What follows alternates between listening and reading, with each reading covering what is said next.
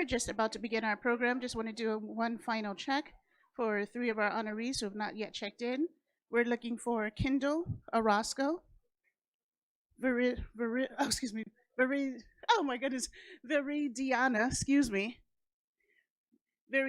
Sampson, and Cerilia Maldonado. If you're in the audience, would you please let our team know? You can go to one of the check-in stations at either the north or the south side. And if you'll excuse me, I'm going to practice that name once again.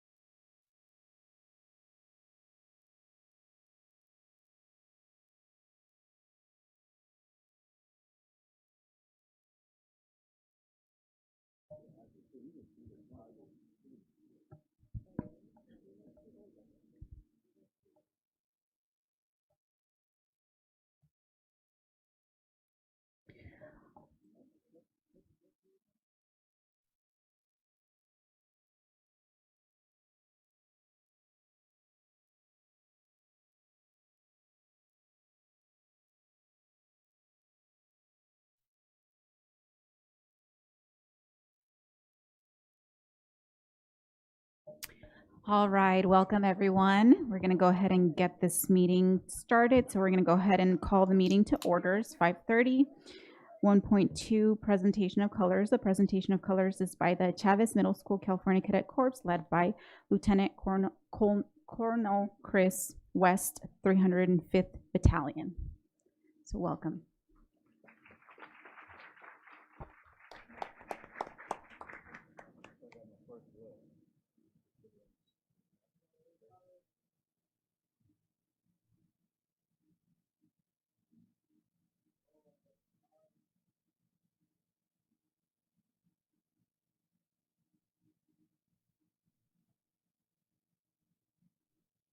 Father God, halt, left turn, march, present colors. And today I'm going to go ahead and call up Paul Fox, Mr. Fox, so he can lead us in the Pledge of Allegiance, please.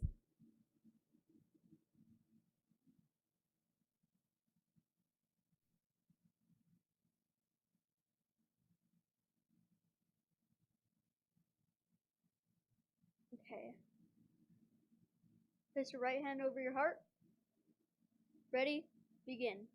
I pledge allegiance to the flag of the United States of America and to the republic for which it stands, one nation, under God, indivisible, with liberty and justice for all.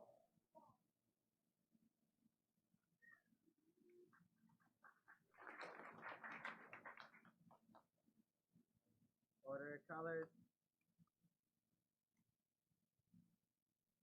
Right turn, march. Forward, march.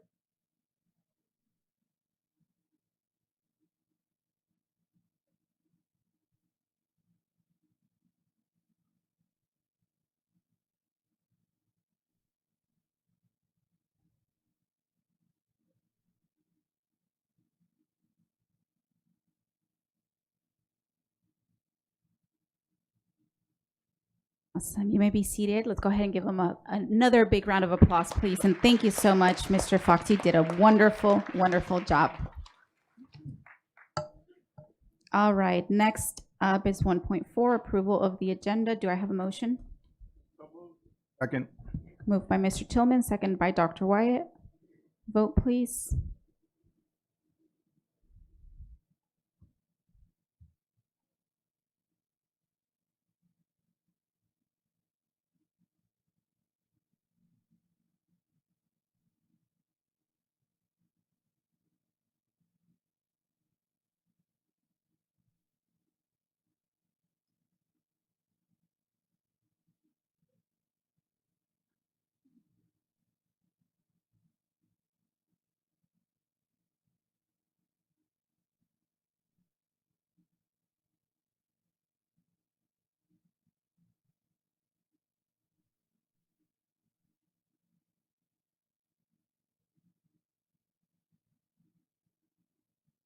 Ms. Martinez Sosa? Aye. Ms. Akiyemi? Aye. And Ms. Cervantes? Aye. Thank you, and motion carries.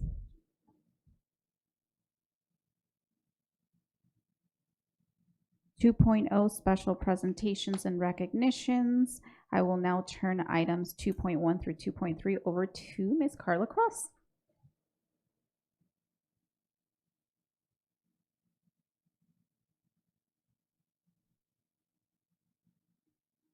Thank you, President Ceballos and Chavez Middle School, California Cadet Corps, led by Major Lieutenant Colonel Chris West. Thank you once again for your presentation of colors tonight. My name is Carla Cross. I work within the Communications Department and I oversee intergovernmental relations on behalf of the district. I also have the distinct pleasure of serving as your MC this evening. Before we move forward, I would like to ask our Board of Education, our superintendent, and our executive cabinet members to please take your seats here in the reserved seating area in the front of the boardroom. Thank you.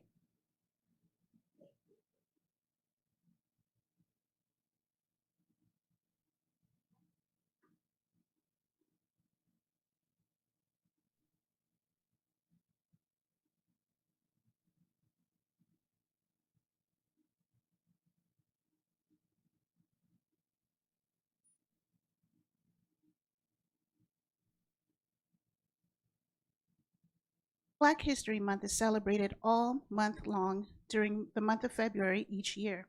And tonight, the San Bernardino City Unified School District proudly shares in this rich heritage, traditions, customs, and achievements of the African American community.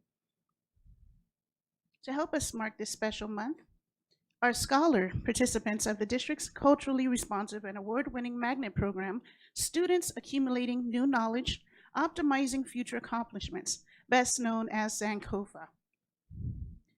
Sankofa is under the direction of Dr. Will Greer, Director of the district's Department of Equity and Targeted Student Achievement. At this time, please put your hands together as we welcome the scholars from the Sankofa program at Hunt Elementary School as they prepare to present a reading of Hey Black Child. Following the presentation, our board superintendent, Principal Teresa Hopkins, Principal on assignment Tamika Casey, and Sankofa teachers will gather to be photographed with our Hunt scholars here at the front of the dais. Thank you. Hey Black Child by Eugene Perkins. Hey Black Child, do you know who you are, who you really are? Do you know you can be what you want to be if you try to be what you can be? Hey Black Child, do you know where you're going, where you're really going? Do you know you can learn what you want to learn if you try to learn what you can learn? Hey Black Child, do you know you are strong? I mean really strong. Do you know you can do what you want to do if you try to do what you can do? Be what you must be, learn what you must learn, do what you must do, and tomorrow your nation will be what you want it to be.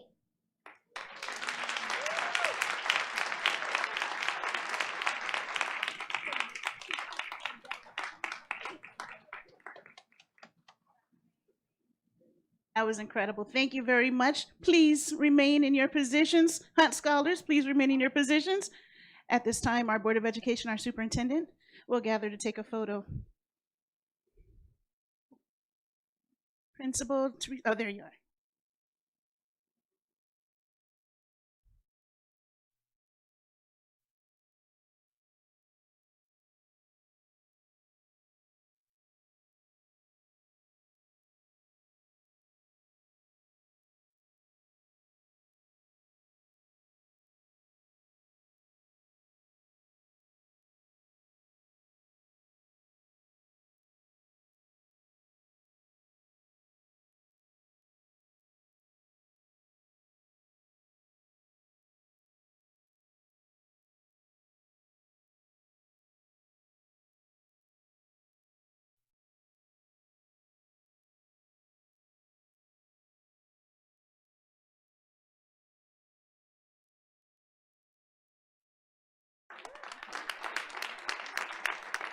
Board and superintendent, please remain standing for the duration of our recognitions this evening.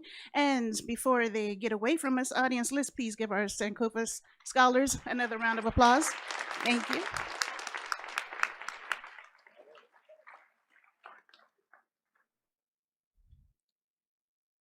Would Anna Applegate, Sudha Venkatesan, and Asifa Gearlings, if you're in the audience tonight, would you please come to the front of the dais for our next presentations? And would the remainder of our executive cabinet members please take your place along the ramp? Thank you very much.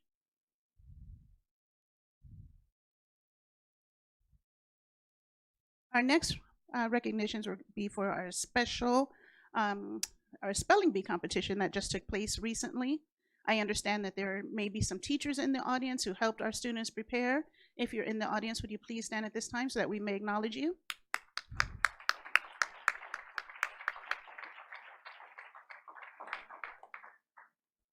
Each year, the district provides numerous opportunities for our students to show their mastery in any number of areas: academic, athletic, and other extracurricular activities.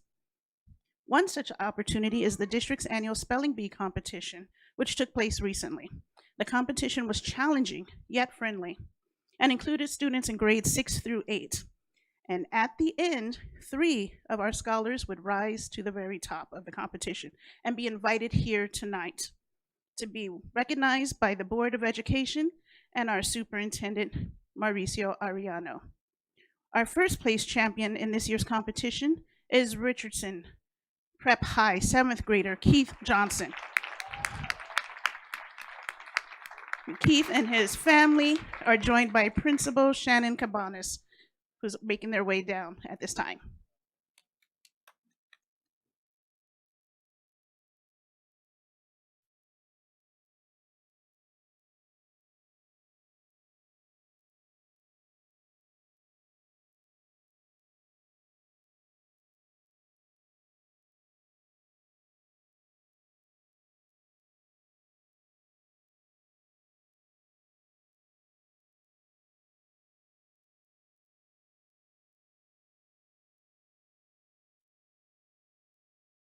Get everyone to begin.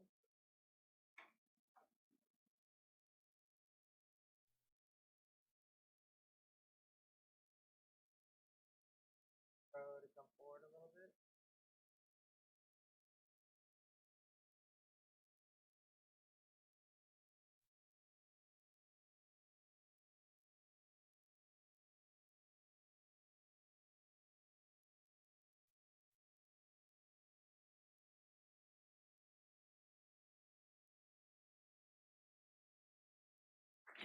Keith, we congratulate you on your first place finish. Your district family is so very proud of you. Please keep up the good work. Our second place champion is Rodriguez Prep Academy 8th grader, Ariana Fox. Please put your hands together as Ariana, her family, and Rodriguez principal Kathy Atencio come forward at this time.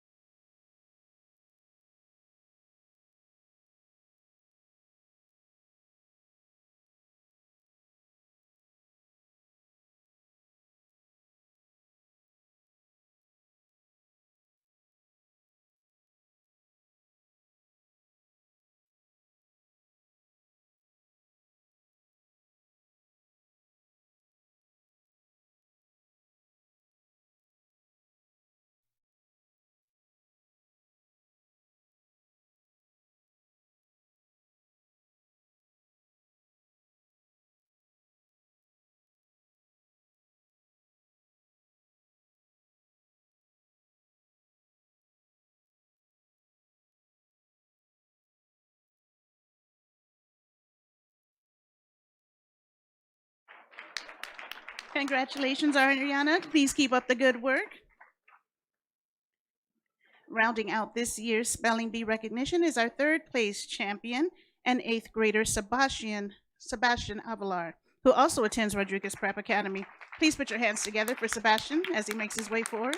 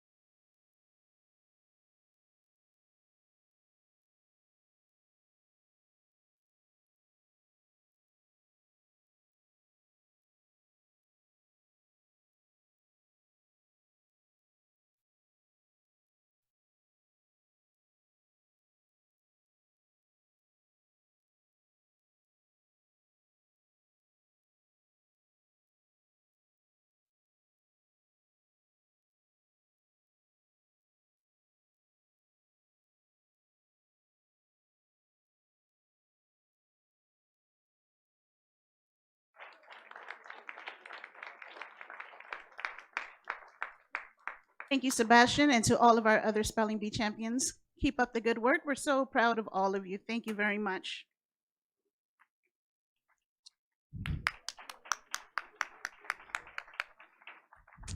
For our next special presentation tonight, we are pleased to shine a spotlight on the February Outstanding Community Partner, San Bernardino Fatherhood.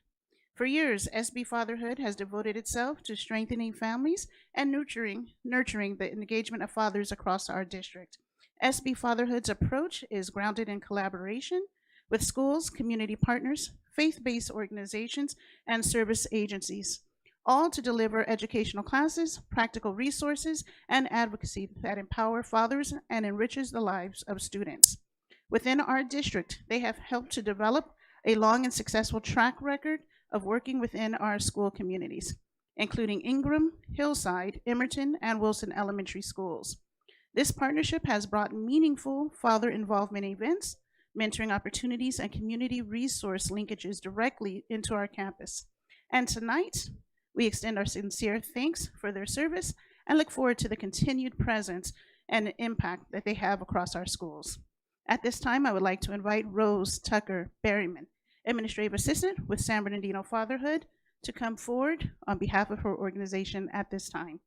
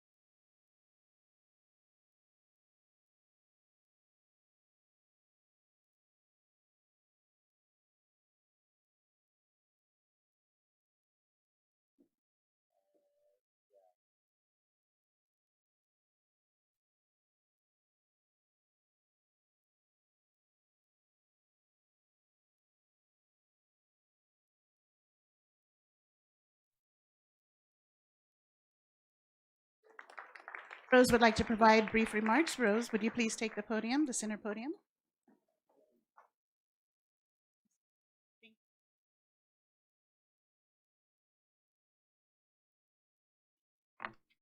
Okay. Okay, just real quick. Good evening, Superintendent Ariano, President Sabalos, and the board members of the San Bernardino City Unified School District.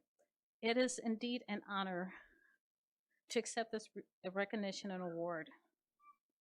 On behalf of SB Fatherhood, and my husband, our executive director, Ryan Berryman, who is unable to be here this evening as he's facilitating a fatherhood workshop in the community. Thank you for acknowledging the importance of supporting fathers, mothers, children, and families in our communities. We truly believe, and research supports, that when fathers are empowered and engaged, that children thrive and communities grow stronger. I would like to also extend our sincere appreciation to the superintendent's office and the board's staff for their continued support. This honor belongs to our entire SB Fatherhood team, our partners and collaborators, and the fathers, mothers, children, and families we are blessed to serve. Lastly, I would like to take this opportunity to invite each of you to our 9th annual Daddy-Daughter Dance on Saturday, March 14th at the National Orange Show Event Center. Details, I actually sent an email to your assistants, but I brought a copy of the letter and the flyer. And we really, really thank you. Ryan is so honored, and we appreciate everything. Thank you. Thank you so much. Thank you.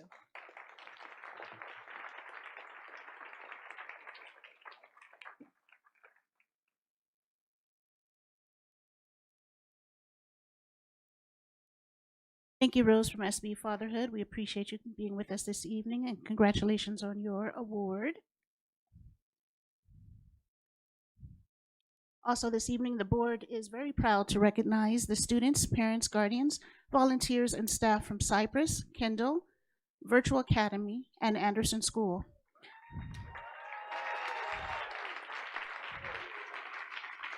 Our students are being honored for their hard work and academic success. Parents, guardians, volunteers are being recognized for their meaningful involvement and positive impact on students' lives at these specific schools. Our site employees, both certificated and classified, are being celebrated for their dedication and commitment to supporting our schools and ensuring every student's success. All of tonight's honorees will receive a certificate of appreciation from our Board of Education. Students and parent award winners will receive free tickets for their family to attend the San Bernardino Symphony. Our student honorees will also receive a district bumper sticker and a yard sign. Audience, these presentations will take approximately 20 minutes in total, and I kindly ask that you return to your seats after receiving your award as a courtesy to your fellow honorees. With that in mind, when your name is called, would you and your immediate family please come forward to accept your award by walking down the ramp to your right. And as you come forward, you will be greeted by Superintendent Mr. Mauricio Arellano, the Board of Education, our executive cabinet members, and your school's principal. Our first school site recognitions are for Cypress Elementary School, and at this time I invite Principal Jennifer Barber West to join us at the front of the dais. Please give her a warm round of applause.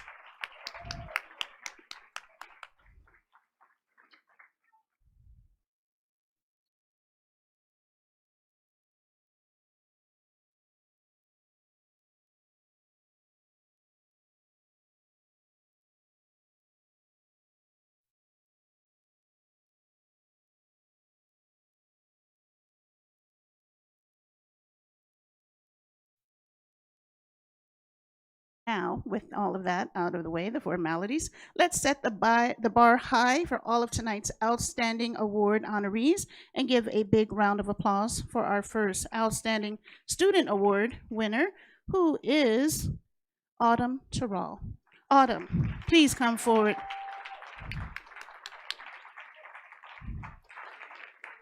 Autumn is a 6th grader in Mrs. Shannon Atencio's class. She is an outstanding scholar who consistently demonstrates the Cypress school-wide expectations of being respectful, responsible, and safe, while also being kind in everything she does, from her academics to her athleticism. Autumn is always helpful and polite and eagerly offers assistance to adults. She also participates in student council activities and serves as a positive role model for her peers. Her care and encouragement toward younger scholars truly reflects her strong character and leadership and makes her deserving of this award. Congratulations, Autumn. Please keep up the good work.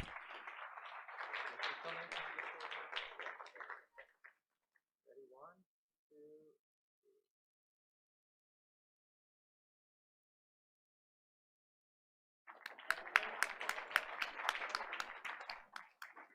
3. Our first Outstanding Parent Award winner is Brenda Vasquez. Brenda is an outstanding parent whose dedication and service has had a meaningful impact on the Cypress school community. Through her leadership on parent committees such as ELAC and School Site Council, her support of family engagement events, and her role as our site parent representative for the Superintendent's Parent Advisory Committee, Brenda has consistently advocated for and strengthened connections among families, staff, and district leadership. Her commitment extends beyond her own children, ensuring the well-being and success of all students across Cypress Elementary. Thank you so very much, Brenda. Congratulations on your award.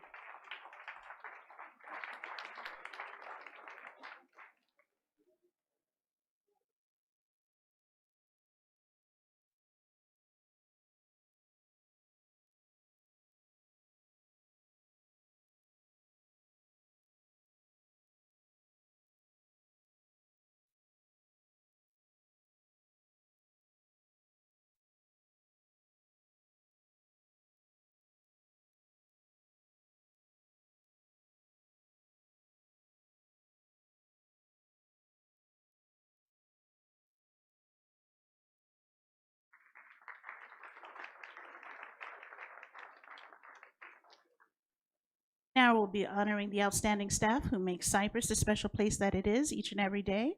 First, let's welcome Katie Lopez, who exemplifies excellence through her unwavering commitment and professionalism in her role as attendance clerk.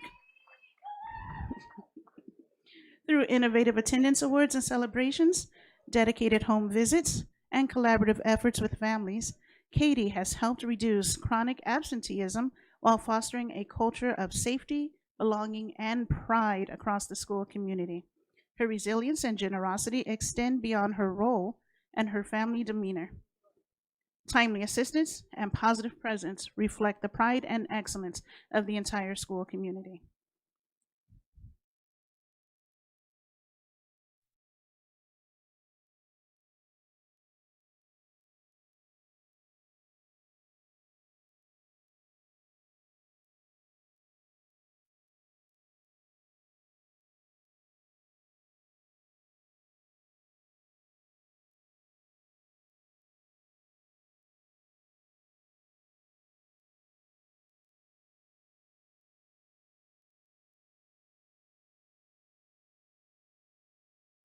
Thank you very much. Our next honoree is Program Facilitator Sarah Gabriel, who makes Cypress Elementary shine through her dedicated support of PBIS, meaningful assistance to teachers with SEL instruction, and strong collaboration with our counselor on restorative practices. She consistently goes above and beyond to strengthen a safe, welcoming school climate where positive relationships are prioritized. Her commitment ensures all students feel supported, valued, and empowered to thrive. There are truly not enough words to capture the impact she has on the Cypress campus. She is an irreplaceable asset whose dedication and leadership uplifts the entire school community. Thank you, Sarah.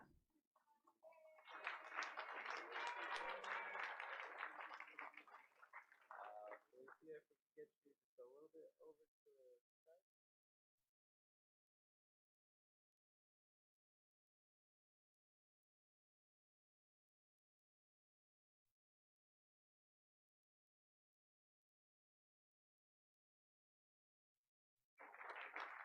Thank you, Katie and Sarah, for everything you do on behalf of the scholars at Cypress Elementary School. And thank you, audience, for honoring the students, volunteers, and staff from Cypress Elementary this evening and returning to your seats. Audience, let's give them another round of applause.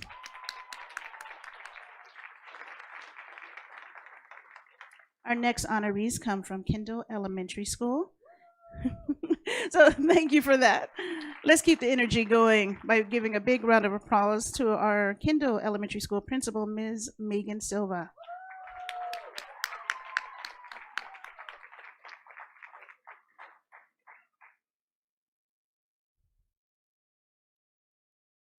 Thank you for your patience. As Ms. Silva makes her way down, we'll just give us a moment.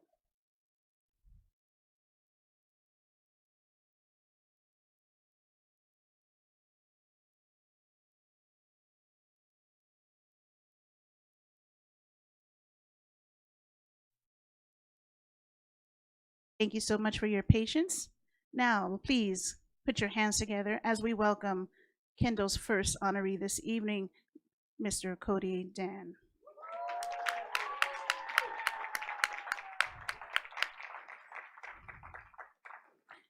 Cody is being recognized this evening for his academics, his citizenship, and his leadership. Cody is a fifth grade avid student and a reclassified fluent English proficient learner in Mrs. Kristen Hudak's class.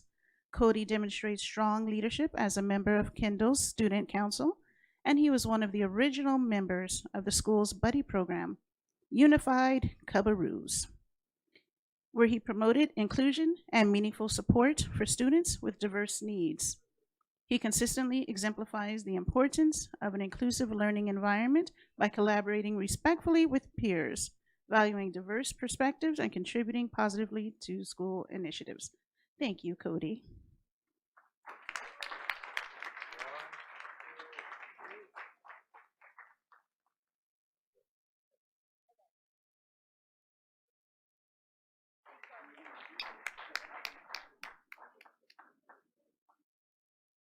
Please help me welcome our next Outstanding Award winner from Kendall Elementary School is Shyron Hyder. Shyron, please come on down.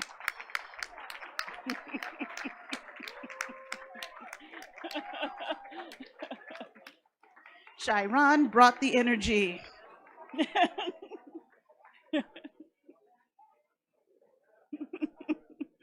Shyron is a fourth grader in Ms. Nicole Dunn's class.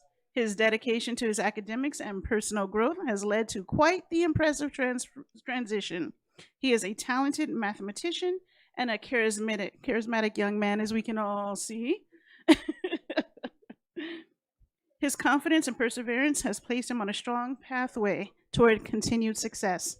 Shyron is receiving this award for his efforts and hard work to achieve recognition as Kendall's Most Improved Scholar. And his academic and behavioral growth powerfully reflect his own desire and commitment to his ongoing and future success. Congratulations, Shyron.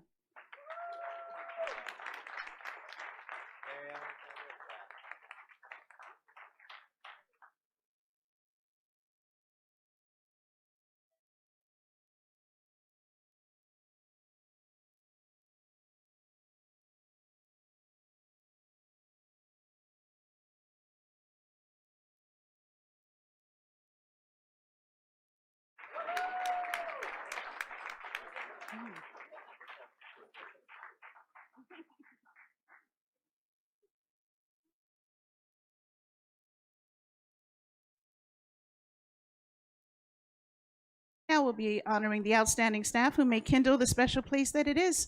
First, let's welcome Lydia Denise, Secretary 2.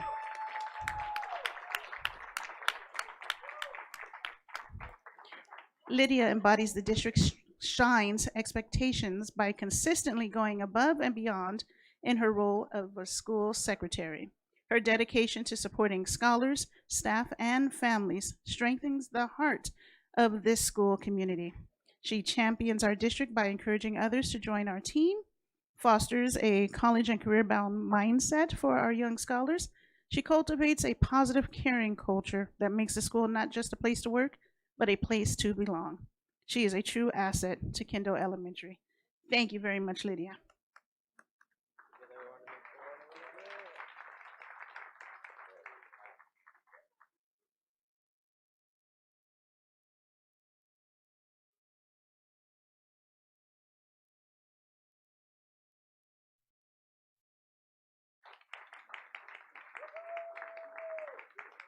The last Kindle honoree is Leanne Bucel Gonzalez.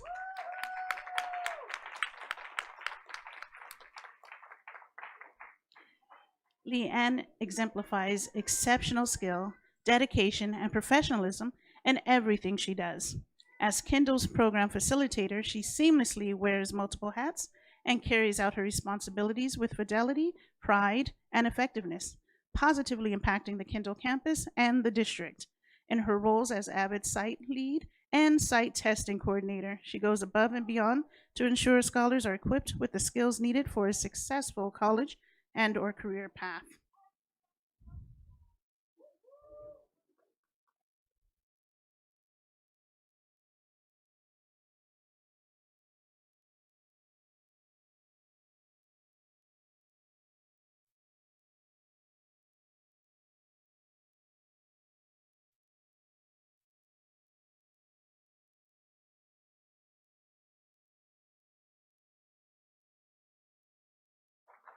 Thank you, Leanne, and all of our Kindle honorees for being with us this evening. Congratulations. Now it is my pleasure to welcome Virtual Academy and Principal Karma Duffy as she makes her way forward at this time.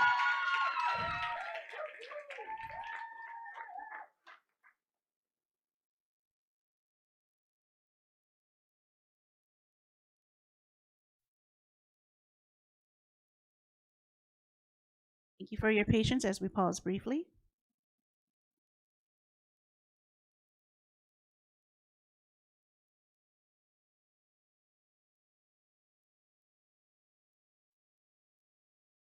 And please, let's keep the applause going for our next Outstanding Student Award recipient, Emma Garcia.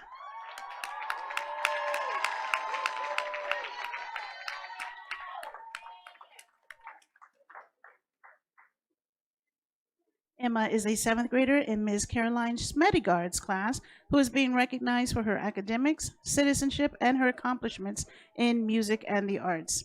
Emma is a hardworking scholar who is responsible, reliable, and helpful towards others. She is artistically talented and completes her assignments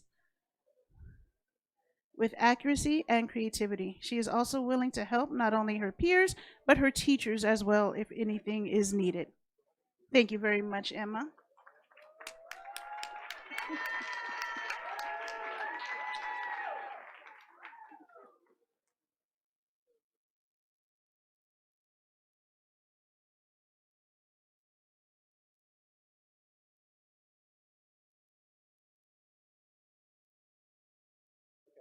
I'll get it.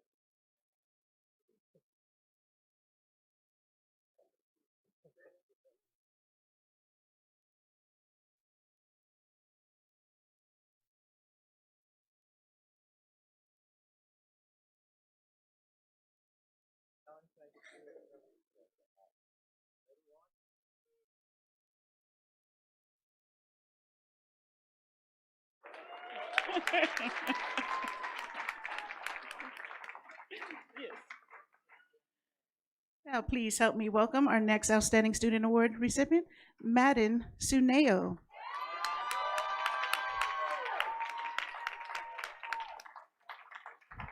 Madden is an 8th grader in Ms. Alejandra Quizeda's class who is being recognized for his academics, his citizenship, and his leadership.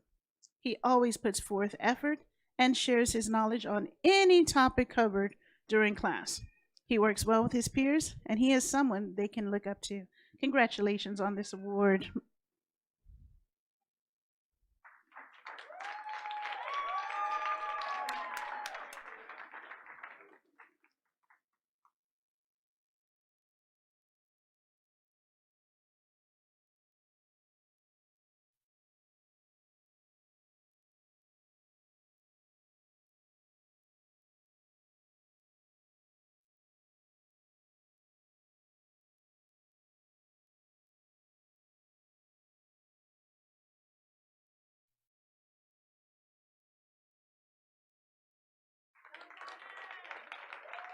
Thank you, Madden.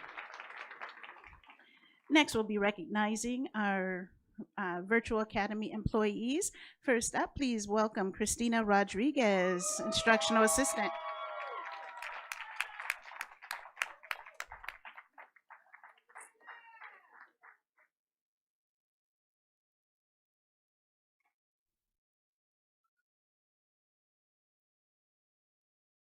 Christina is simply one of a kind. She is a true classroom leader that leads with her heart and always keeps the best interests of students and families in mind. Christina sees the potential in all of her students. She knows her students well and is always willing to help them and to meet them where they are. Christina's students have grown exponentially because of her commitment. Thank you, Christina.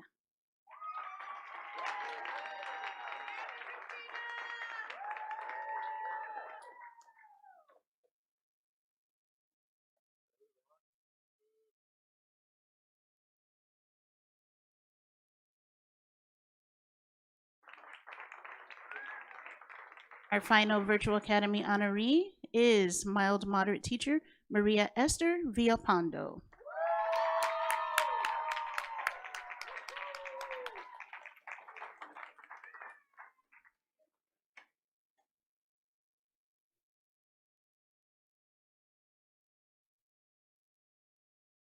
Maria Esther always goes above and beyond for her students, and she works hard to establish relationships with their parents. She takes on leadership roles and fosters a sense of community within the middle school team. Maria Esther builds positive relationships with her scholars and sets high expectations. She collaborates well with other educators and is a leader among leaders within Virtual Academy. She always starts the day with a positive attitude and spreads that positivity wherever she goes. Congratulations.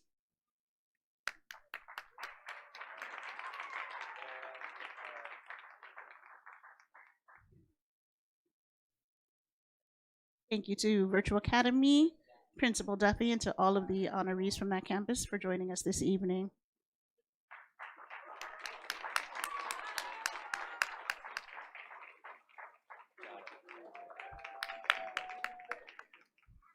As we prepare to close tonight's special presentations, let's keep our energy high for all of our outstanding honorees from Anderson School. Please welcome Principal Diane Silva as she comes forward.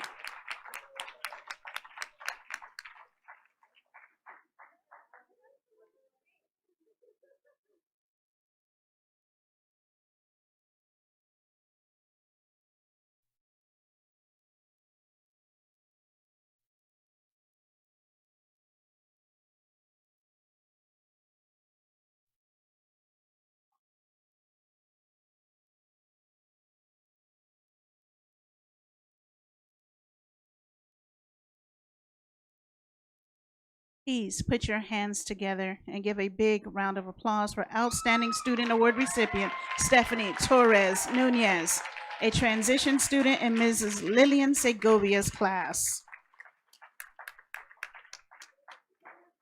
See, Stephanie brought the energy too.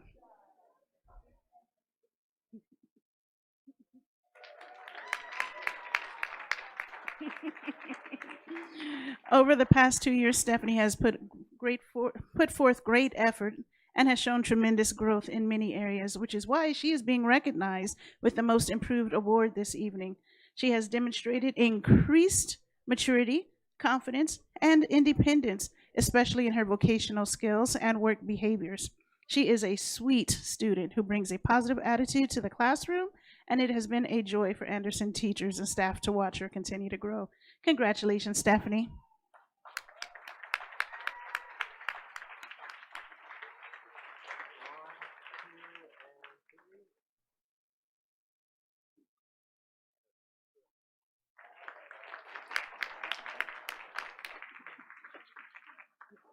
Yes. Please help me welcome our next Outstanding Student Award recipient, Miguel Romero.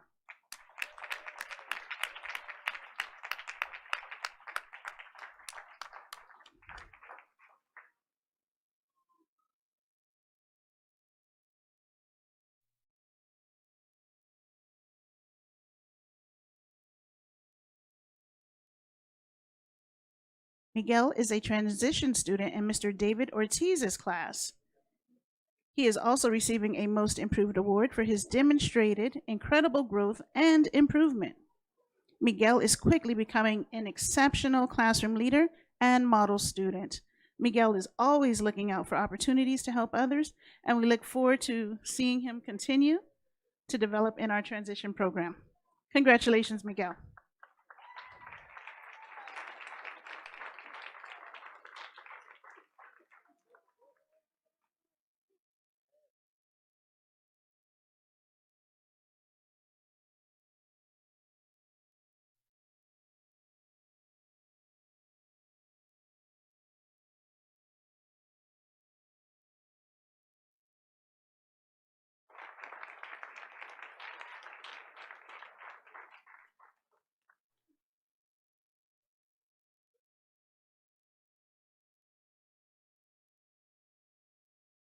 The Anderson School Outstanding Parent Award honoree is Anna Miranda Bautista.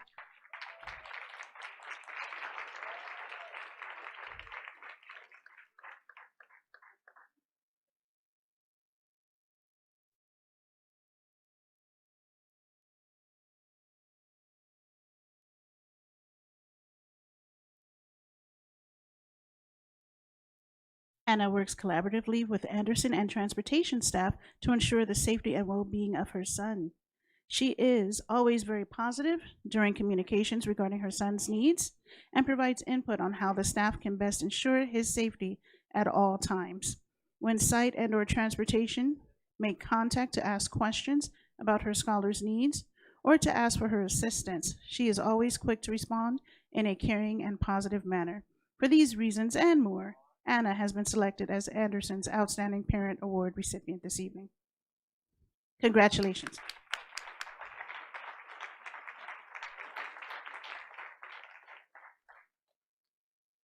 Now we're going to honor the outstanding staff who make Anderson the special place that it is. First, let's welcome Education Assistant 3, Tamika Hendricks.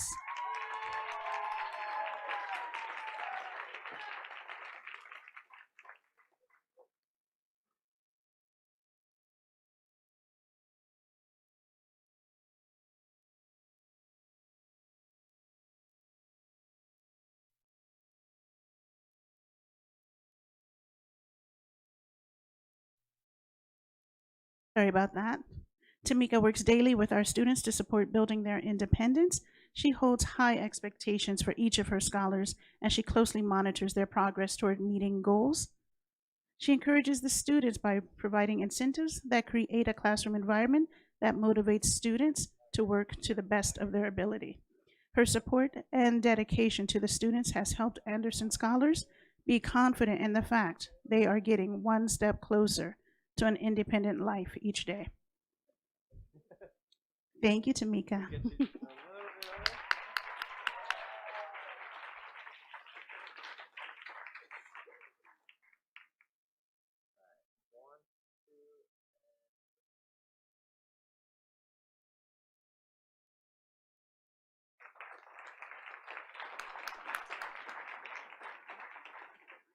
And now for our final Anderson Award winner, please help me welcome transition teacher Jennifer Ginther as she comes forward.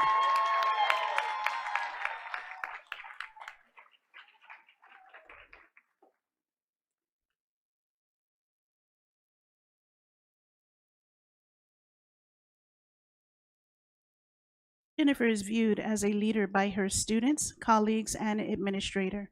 She has served the district as a special education teacher for the past 11 years.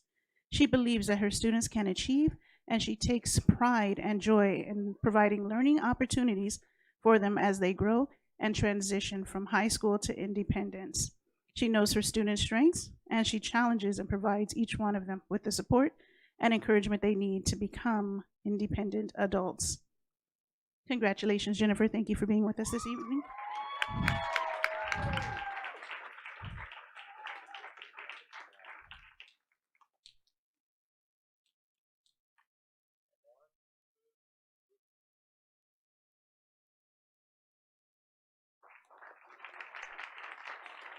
Board and Cabinet, would you please remain standing?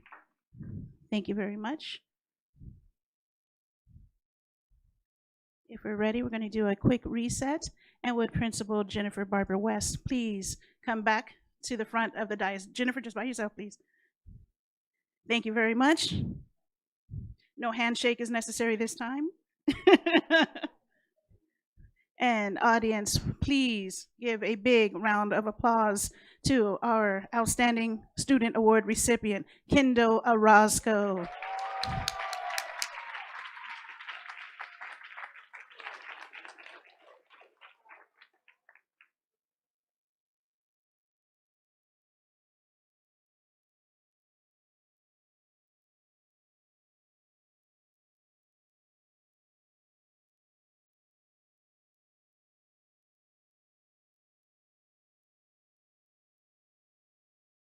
Kendall is a sixth grader in Mrs. Courtney Montbrand's class. She is an outstanding scholar who consistently exemplifies respect, responsibility, safety, and kindness in every setting. She is courteous, dependable, and always willing to lend a helping hand, whether supporting student council initiatives, assisting adults, or guiding younger scholars with encouragement and care. Kendall leads by example, serving as a positive role model for her peers. In addition to citizenship, and she actively contributes in athletics. Kendall truly embodies the qualities of an outstanding scholar and is deserving of this achievement award. Now, to our board and superintendent and cabinet, would you please take your seats at this time?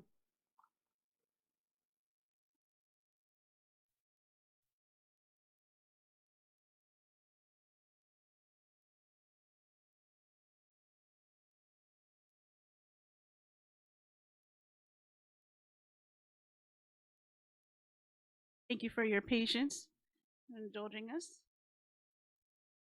I want to thank you so very much for your graciousness this evening and your patience, and for staying in your seats and showing your fellow honorees, some love, some joy. Appreciate that. We'd like to give a special thank you on behalf of the Board of Education to Vice Chair and 5th District San Bernardino County Supervisor, Mr. Joe Baca Jr., and the San Bernardino Symphony Orchestra for supporting this evening's honorees. Student honorees, if you haven't already done so, please see one of my team members for your yard sign so that you can proudly show your community that you are an outstanding student recipient here with the San Bernardino City Unified School District. On that note, this concludes tonight's special presentations. And I now turn it back over to President Myra Ceballos. Thank you. Thank you so much, Ms. Cross. And once again, congratulations to all of the recipients tonight. We are going to go ahead and move on to our next item on the agenda, and that is 2.4 resolution. Okay, and yeah, you guys are welcome to stand up at this time, and we're gonna keep going. You can take pictures in the hallway and so forth. Thank you so much for coming out tonight. Next up is 2.4 resolution recognizing March as Arts Education Month, Youth Art Month, and I'm going to go ahead and ask Ms. Akinyemi if she can go ahead and read that for us, please. Whereas the visual and performing arts have a unique ability to connect us to our history, heritage, and culture. And whereas arts education, which includes both the visual and performing art, is a vital part of providing a quality, balanced education for all students. And whereas the Board of Education of San Bernardino Unified School District joins California in recognizing arts education as an essential part of basic education for all students, pre-kindergarten through grade 12. Therefore, be it resolved, the Board of Education of San Bernardino City Unified School District joins the California Department of Education in recognizing March as Arts Education's Month / Youth Arts Month and Music in our schools months, and encourages all schools in the district to celebrate the art with meaningful student activities and programs that demonstrate learning and understanding of the visual and performing arts. So move. Second. Moved by Mrs. Alexander, second by Mr. Tillman. Vote please. Ms. Akinyemi? Yemi? Aye. Ms. Cervantes? Aye. Ms. Martinez Sosa? Aye. Thank you. My system closed out, but I'm gonna go back in a bit. So am I. Okay, thank you.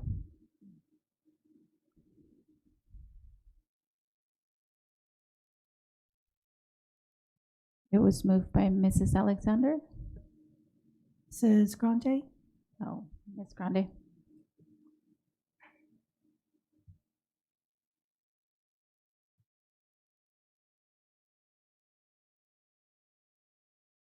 Motion carries. 2.5, resolution in recognition of Women's History Month and International Women's Day.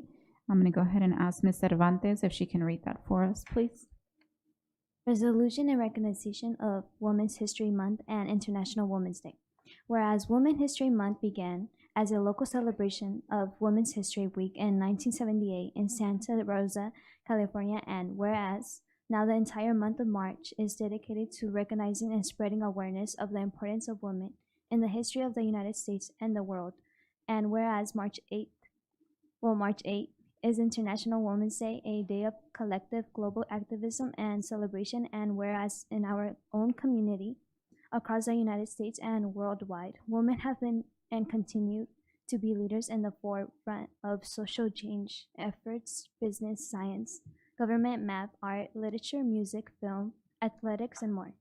Therefore, be it resolved, the Board of Education of the San Bernardino City Unified School District joins others around the state, the nation, and the world in recognizing March as Women's History Month and March 8, 2026 as International Women's Day, and directs district teachers to promote learning activities that encourage students to reflect on the many notable contributions that women have made. So moved. Moved by Mrs. Alexander, second by Dr. Wyatt. Vote, please. Ms. Akinyemi? Aye. Ms. Cervantes? Ms. Martinez Sosa? Aye. Thank you. And I'm an aye as well.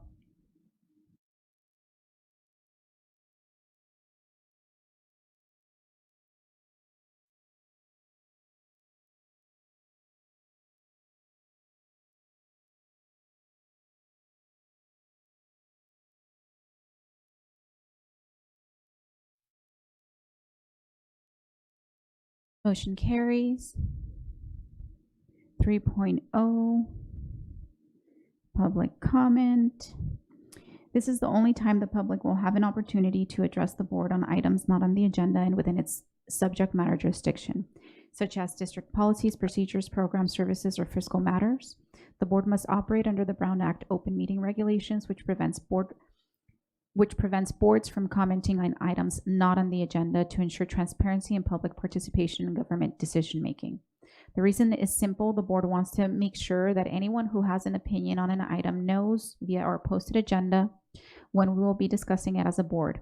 During public comments, the board can ask clarifying questions, but cannot discuss, answer questions, or ask questions on a topic that is not agendized. We certainly are happy that you are here today to let us know your concerns. Please know that we're listening to your voices and your input is valued. If a follow-up is required on your comment, a staff member will reach out to you. Please make sure your email or phone number is provided on your comment form so that they may contact you. Public comments are limited to 5 minutes per person. 6 or more people who wish to speak on one topic will be provided no more than 30 minutes total. Speakers are cautioned that under California law, no person is immune from liability for making intentionally false or defamatory comments simply because these are made at a public meeting. First up, we have Mr. Ben Salgado. Welcome.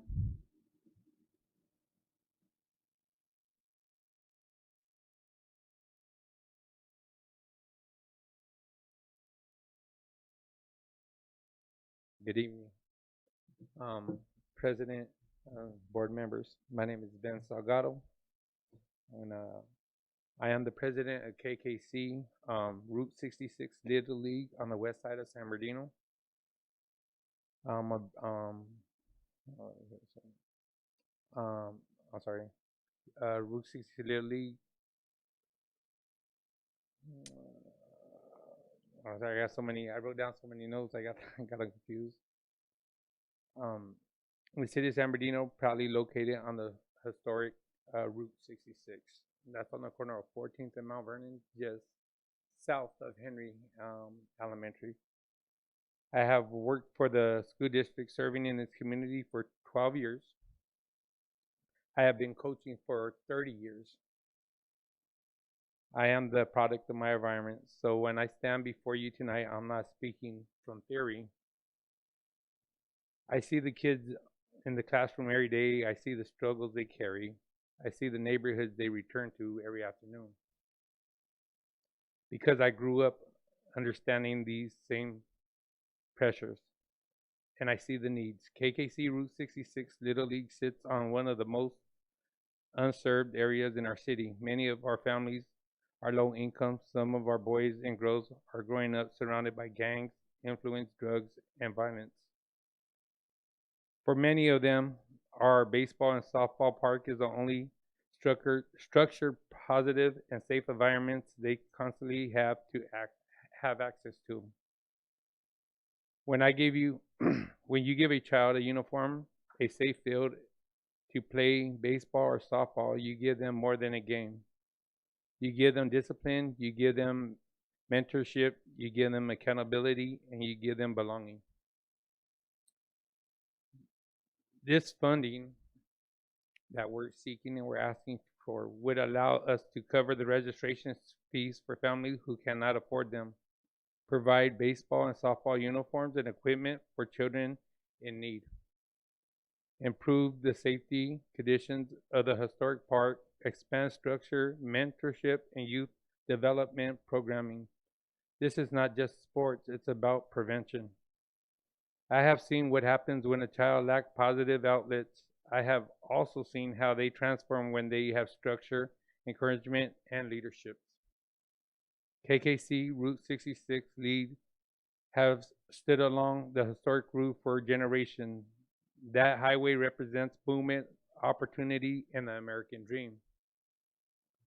Our park represents the same thing. For decades, families have driven down that historic route and watched their children grow on those fields, learning leadership, respect, teamwork, and resistance through baseball and softball. But today, that legacy has investments. Route 66 once connected the nation from coast to coast.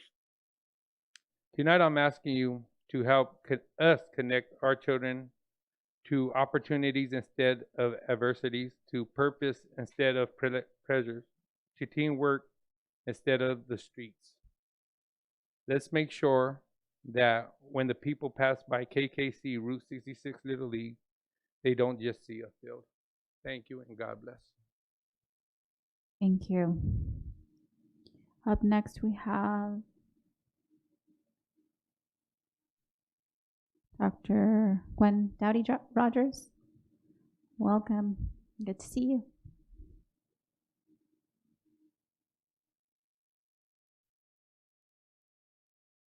So hello, everyone.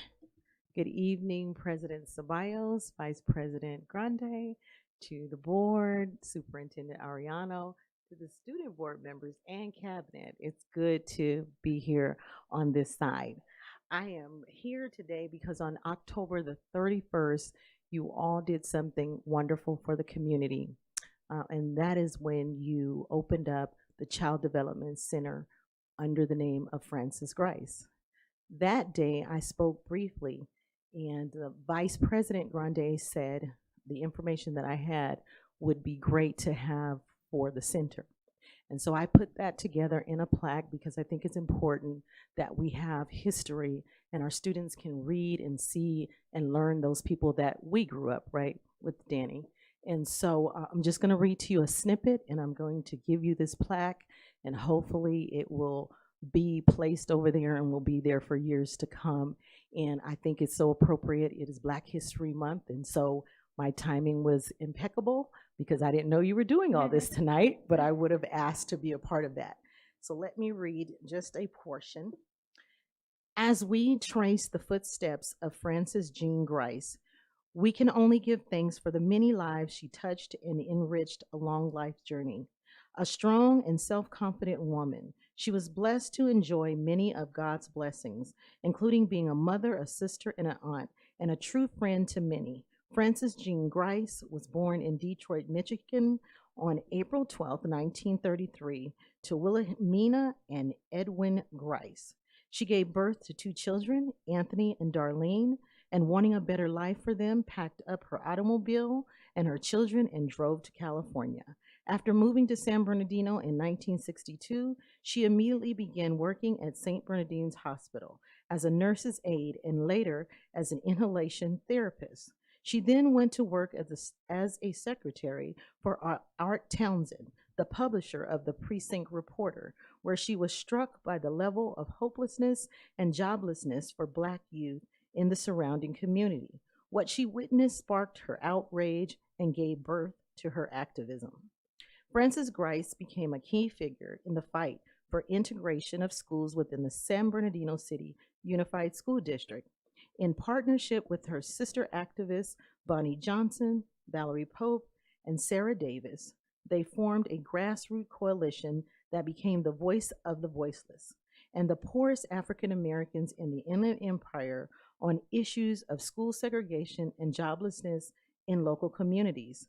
Out of frustration, Frances said she had to do something. She organized parents in her West Side neighborhood to attend school board meetings and demand change.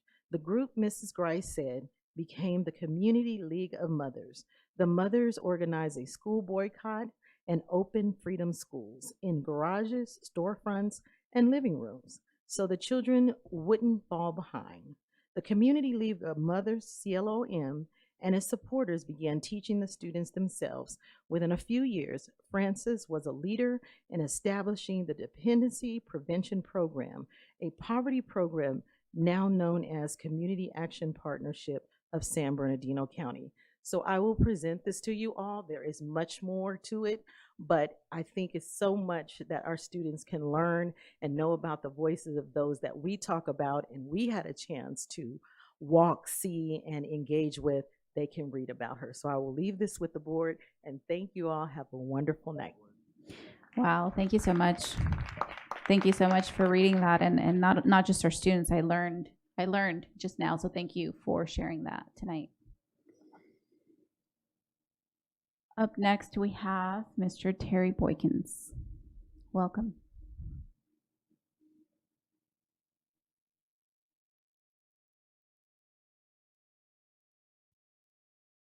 Good evening. My name is Terry Boykins, Executive Director of Project Fighting Chance, President Ceballos, Superintendent Ariano. Good, Happy New Year. I hadn't seen you all since last year.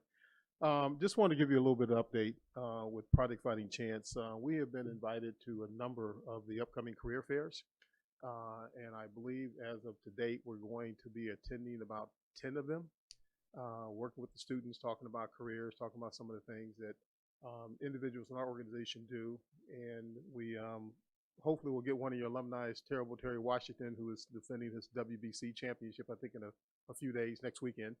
So that's kind of exciting. There's been a big request to have him come out to the schools as an alumni, so we look forward to that and look forward to participating and talking about the future of careers for these young scholars.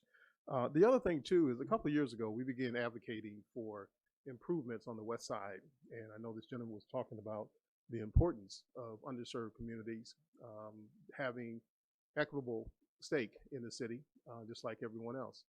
And as a result of that advocacy, we were awarded the Community Development Block Grant. And with that grant, we had a chance to improve significantly the Reuben Campos Community Center, which started back in November. So I have been nonstop, no vacation, no holidays, but we got the job done. And as a result of that, parents and youth have just appreciated being able to have a nice, clean parking lot has been redone and striped, ADA compliance, new HVAC units put in, new facilities in the restrooms. Everything was torn out. The toilets, the urinals, all of that, sinks, all that's new. Basically motion activated. The kids are having to kick out of going in the bathrooms now to be able to make the water come on and off. So that's kind of exciting. But it's good to see that they are able to enjoy a nice, clean place in their own community. Also, too, we can get a chance to make sure that the heat is on during the winter and the air conditioning is on during the summer, which has not been the place before. And so all new flooring is in there. I've got a few contractors that are left to come in, but we look forward to having you all come in and see the community center, particularly as we engage EXL students after school. Very exciting to have them there, and also for them to be able to see and enjoy a refreshed Reuben Campos Community Center. The family is very excited with their dad and their namesake to be able to have that brought up to, you know, competitive like properties around the city, which is exciting. And we have much more to do, but the work that we're going to get done, the reason why we wanted that, we wanted to make sure that young people had pride in their community. They had pride in who they are, and also the leadership, so they can understand what it looks like and what they are going to basically be able to replace, to encourage them to go into community service and to work with nonprofit organizations to make a difference in this city. We are going to have something we used to do back in the day. There's a lot of talk, of course, going in terms of back to schools and backpack giveaways and so forth. But there used to be a safe summer event where you used to make sure that young people that were leaving school would be able to make it back in the next school year. And a lot happens on the streets during the summer. And so we're going to kick off a safe summer event to make sure that when young people leave, the scholars leave, they will basically be reminded, stay safe, make good decisions, make sure parents have resources. Project Fighting Chance is going to be one of those resources. Last year, during July, we had 158 youth that were involved with the Summer Enrichment Program, Monday through Friday, from 8 o'clock in the morning to 6 o'clock at night. We have already begun getting enrollment for that program now, and we're going to most likely have a waiting list again. So we're going to have that program that will basically be from July the 6th until the 29th. Meals included, lots of activities, from yoga to boxing to arts to etiquette classes. It's going to be pretty exciting. And so we're going to end up doing that to ensure that we are representing this community and available resource to parents that need to work and provide for their kids. They can leave their students somewhere safe so they can return back to school in August. Last but not least, Terry Washington continues to do his thing, but he gives back to the community. And recently at the Human Trafficking Symposium, he was able to sign, right after his WBC champion, over 200 autographed gloves for all the youth that participated in that event. So just an update from Project Fighting Chance. Thank you. Thank you so much for coming always and keeping us updated and sharing. Thank you. Thank you. Have a good night. Up next, we have SBTA President, Ms. Barbara Pastachek Cox. I always get tongue-tied. Sorry.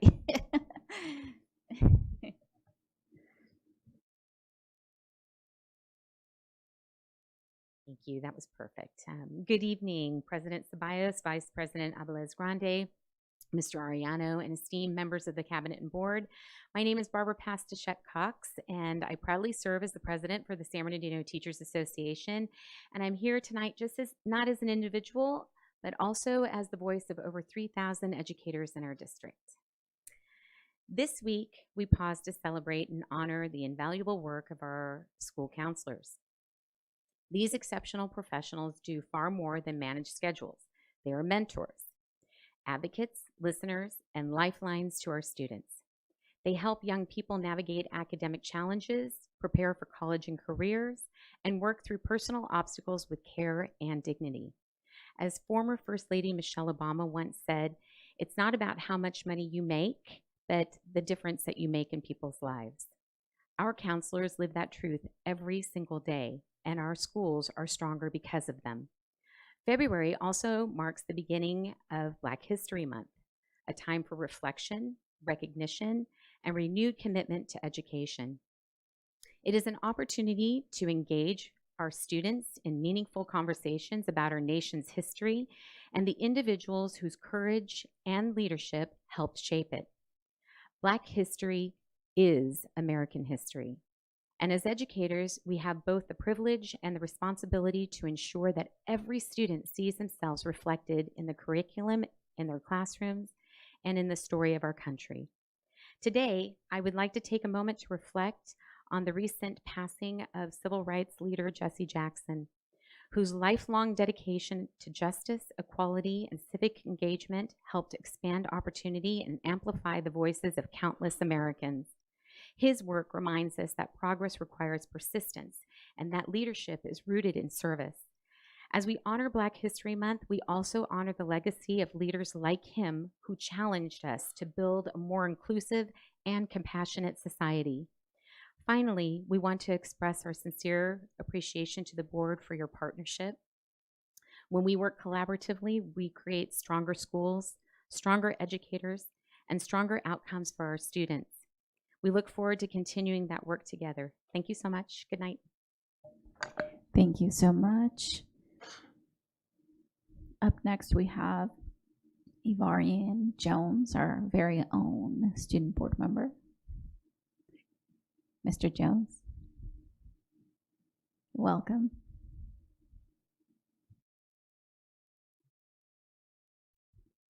Hello, everyone. Today I'm coming to you guys as a student and not as a student board member. Today, I hope you guys are all doing well. I'm currently in a scholarship program that's called the Battalion Knights, and it's for young African-American men who are in their senior year of high school for them to gain money for their freshman year of college. And I'm currently working with the Socialites Incorporation. The program focuses on developing young men into leaders through character building, academic excellence, and service to the community. The program provides opportunities such as life skills workshop, etiquette, training, mentorship, and community engagement. Through these experiences, we've gained leadership skills, confidence, and even been able to navigate through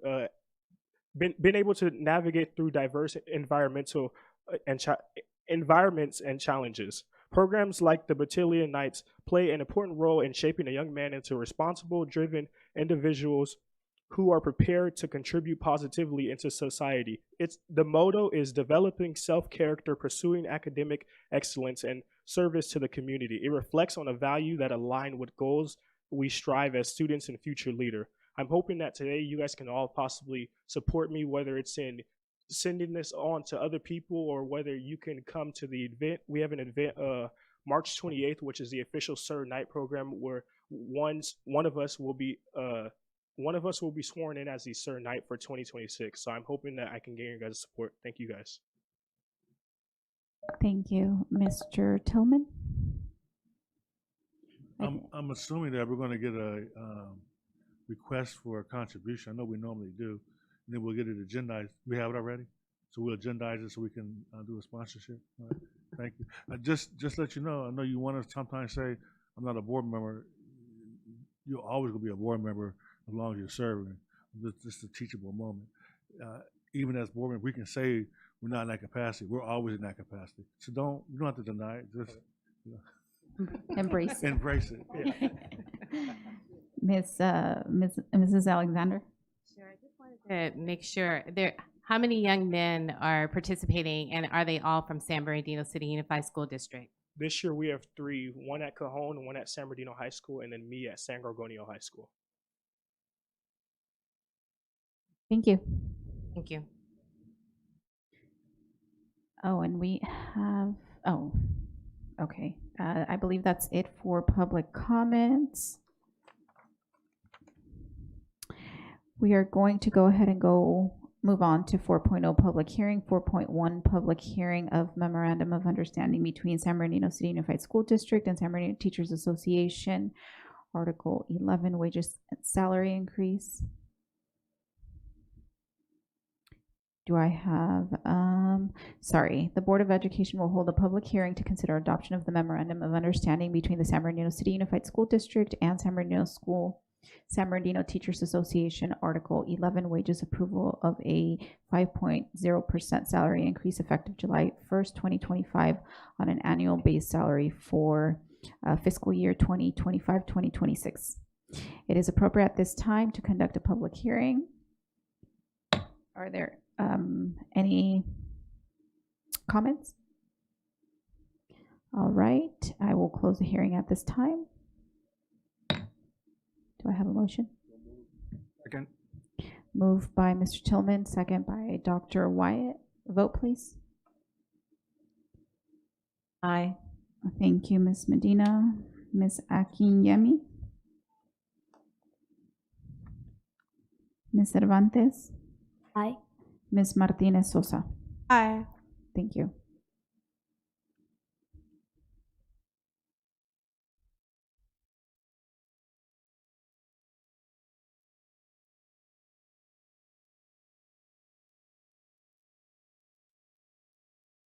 Motion carries. 4.2 public hearing and adoption of the tentative agreement reopener between the San Bernardino City Unified School District and the Communications Workers of America, Local 9588. The Board of Education will hold a public hearing to consider the adoption of the tentative agreement reopener between the San Bernardino City Unified School District and the Communication Workers of America, Local 9588. So at this time, we will open the hearing. Do we have any comments? Come on down. Welcome.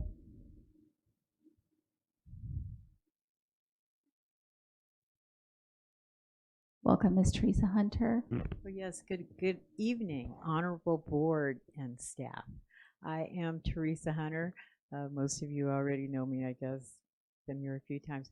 I am here on behalf of the guest teachers of San Bernardino City Unified School District, and we are here in acknowledgement of the recent tentative agreement that we came to on January 9th.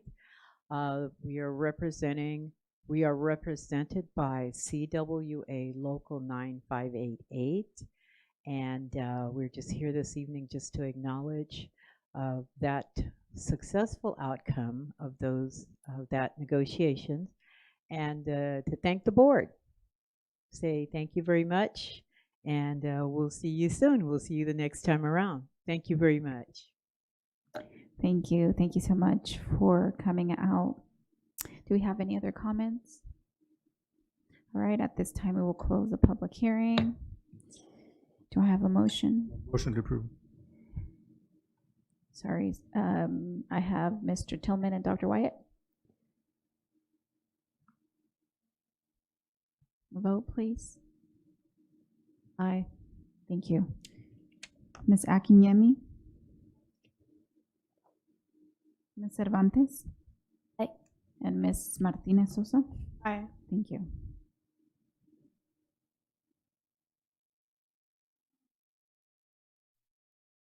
Motion carries.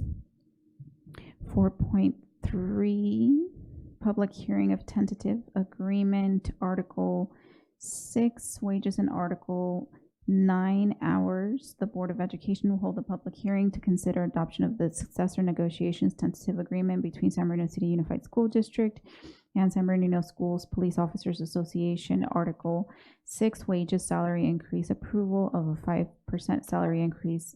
Article 9 hours. At this time, I will open the public hearing. Do we have any comments? We do not. Okay, I will go ahead and close. And do I have a motion? Moved. Second. Thank you. Moved by Mr. Tillman, second by Dr. Wyatt. Vote, please. Ms. Medina? Aye. Thank you. Ms. Akinyemi? Aye.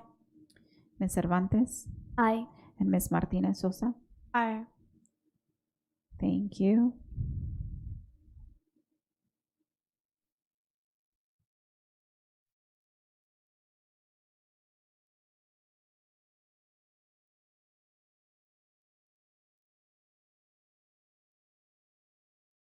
Motion carries. 5.0 closed session, 5.1 closed session public comments. Do we have any? We do not. Thank you. So we will go ahead and adjourn to closed session at this time.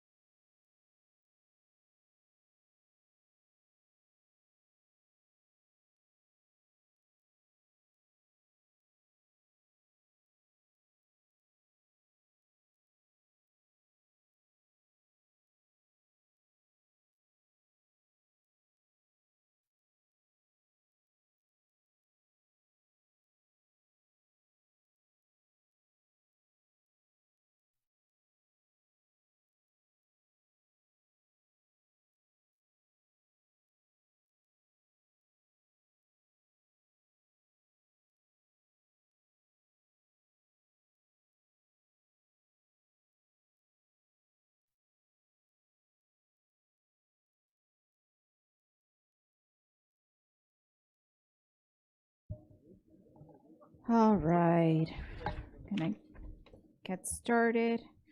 Thank you so much for your patience with us.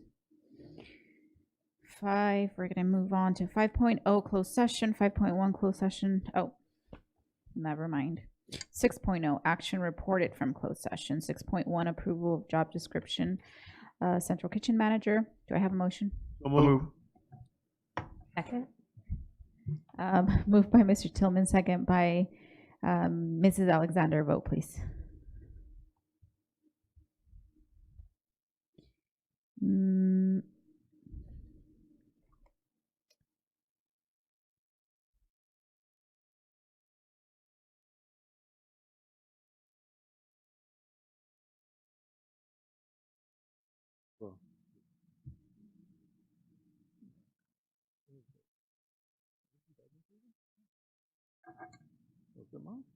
No. Hey, if it fit mine, I would have used it. Leave me alone. Mr. Tillman,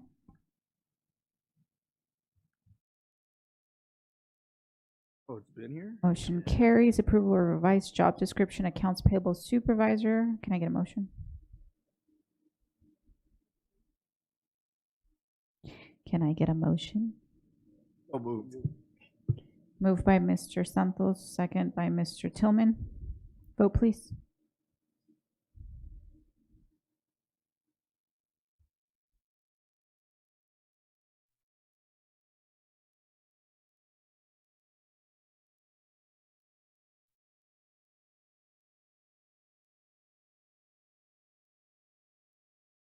Motion carries. Expulsion of students. Can I get a motion? Moved. Moved by Mr. Tillman, second by Mr. Santos. Vote, please.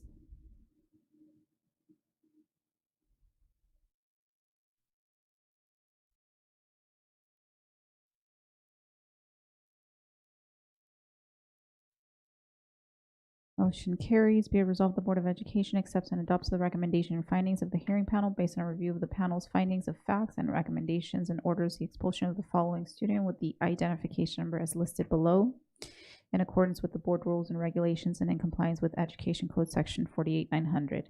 6.4 readmit of expulsion of students. Can I get a motion? So moved. Moved by Mr. Tillman, second by Mr. Santos. Vote, please.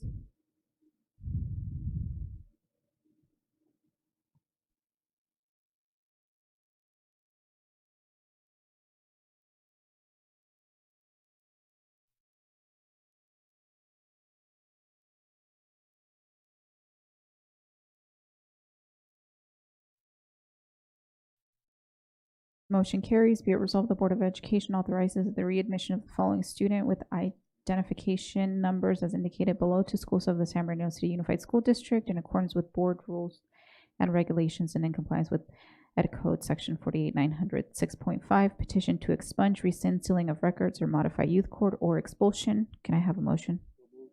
Second. Moved by Mr. Tillman, second by Mrs. Alexander. Vote, please.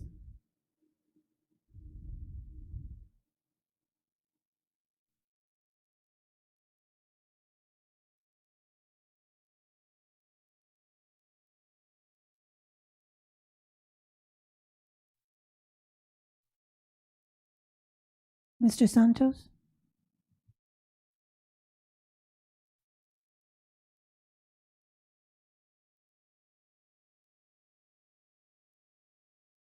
Motion carries. Be it resolved, the Board of Education authorizes the expulsion and or youth court modification, expunging, or rescinding of the following students with ID numbers as indicated to schools of the San Bernardino City Unified School District in accordance with board rules, regulations, and in compliance with Ed Code Section 48900.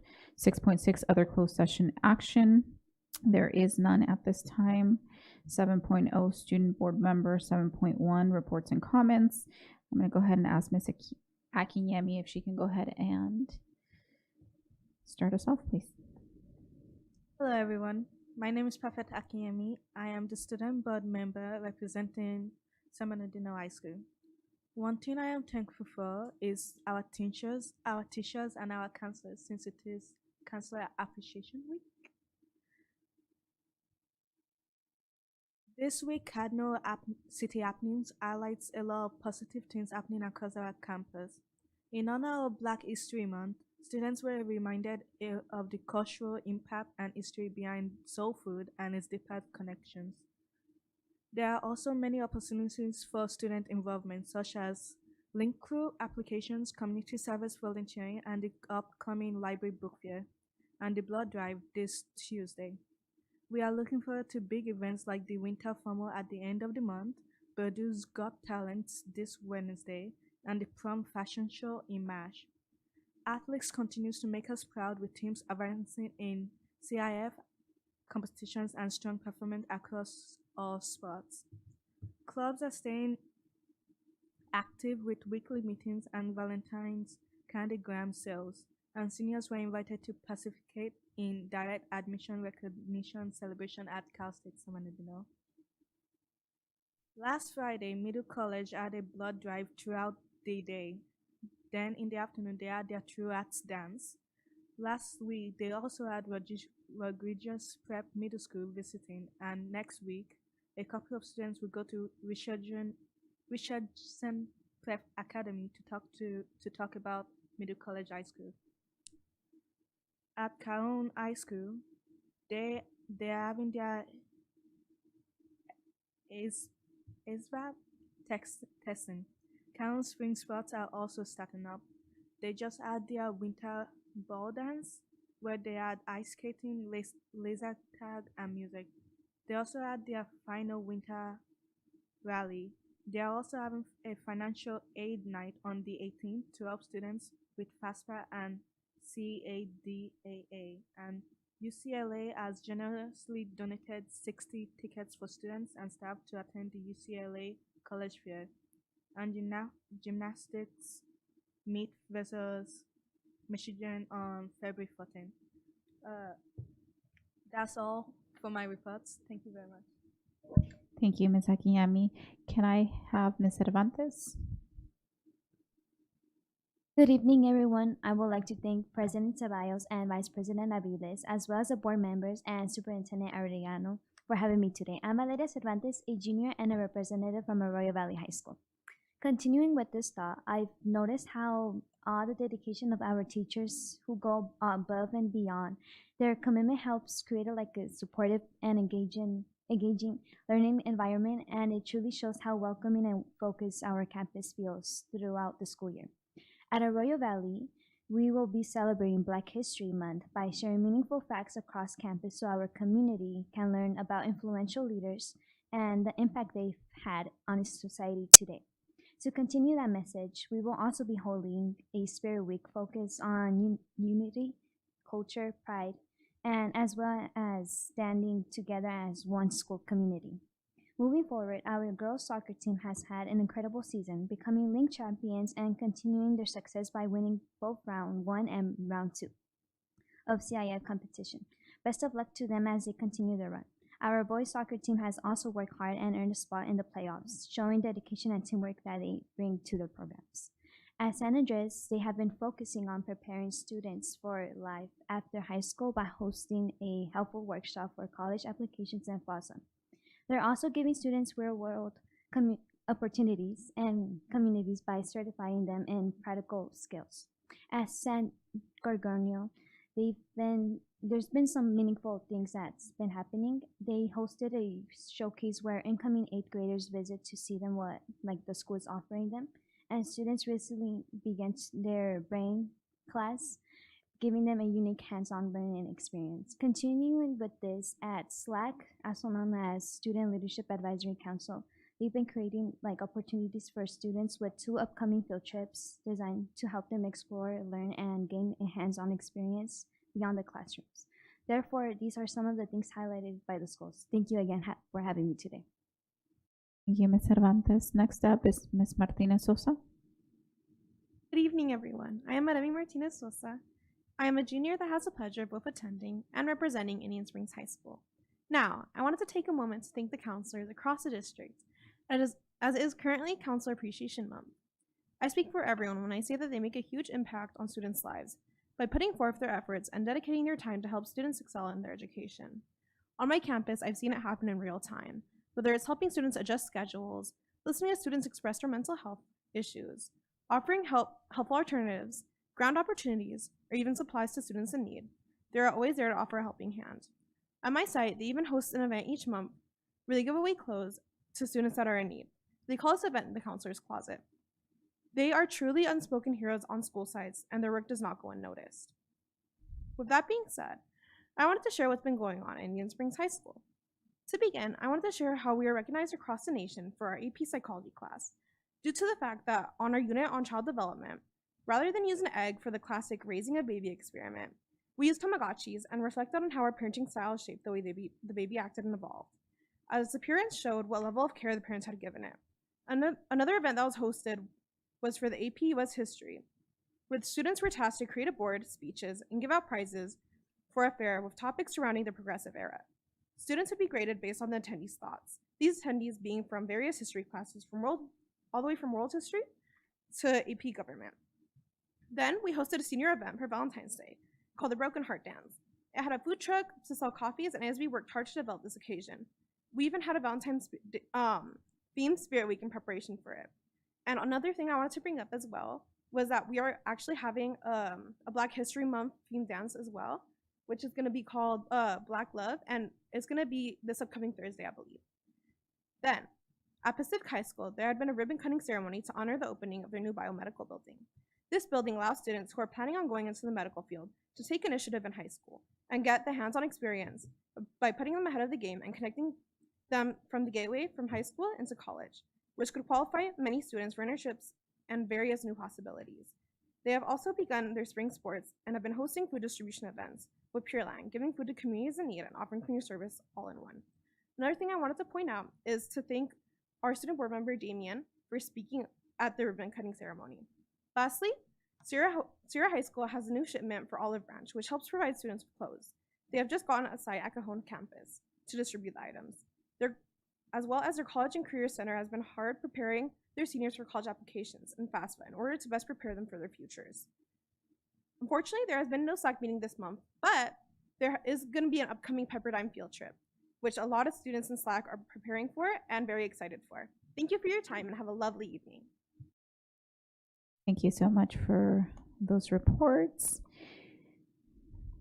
We're going to go ahead and move on to 8.0 administrative reports and presentations, 8.1 school climate and culture, key measurables, systems, data interventions and consequences presentation. I'll go ahead and turn it over to Dr. Rodriguez. Thank you very much. How fitting it is to be able to celebrate our school counselors and the impact that they make at our schools every single day. Today, board, you are going to be hearing from two amazing directors from the Student Services Division talking about key measurables, specifically looking at our non-academic indicators that are part of the California dashboard. In our report today, you're going to see some definite points of data that we're very proud to show you in the impact that it's making on our academics. As you will be able to see, when students are in school, learning can happen. When students feel seen and heard and safe, learning happens. And so with that, I'd like to introduce the two directors who are here today. Again, wonderful, wonderful leaders within the division and second to none in trying to create a climate where students feel seen, heard, and valued. So I'd like to present to you our two directors.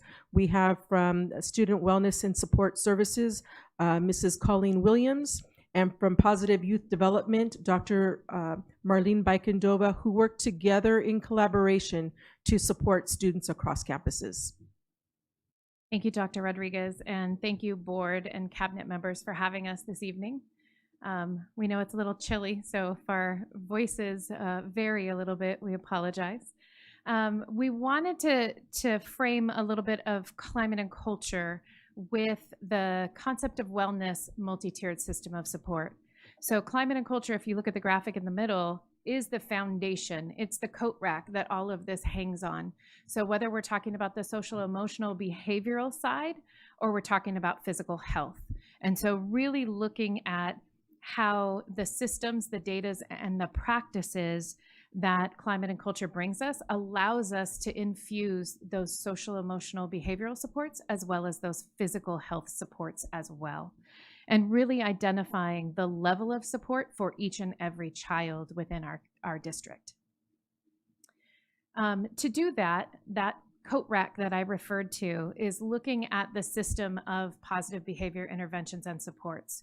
We have a recognition system in our state that looks at the key elements that need to be in place, whether you're talking about Tier 1 school-wide or Tier 1 and Tier 2 for small group interventions, and layering that with Tier 3, so for individual student supports.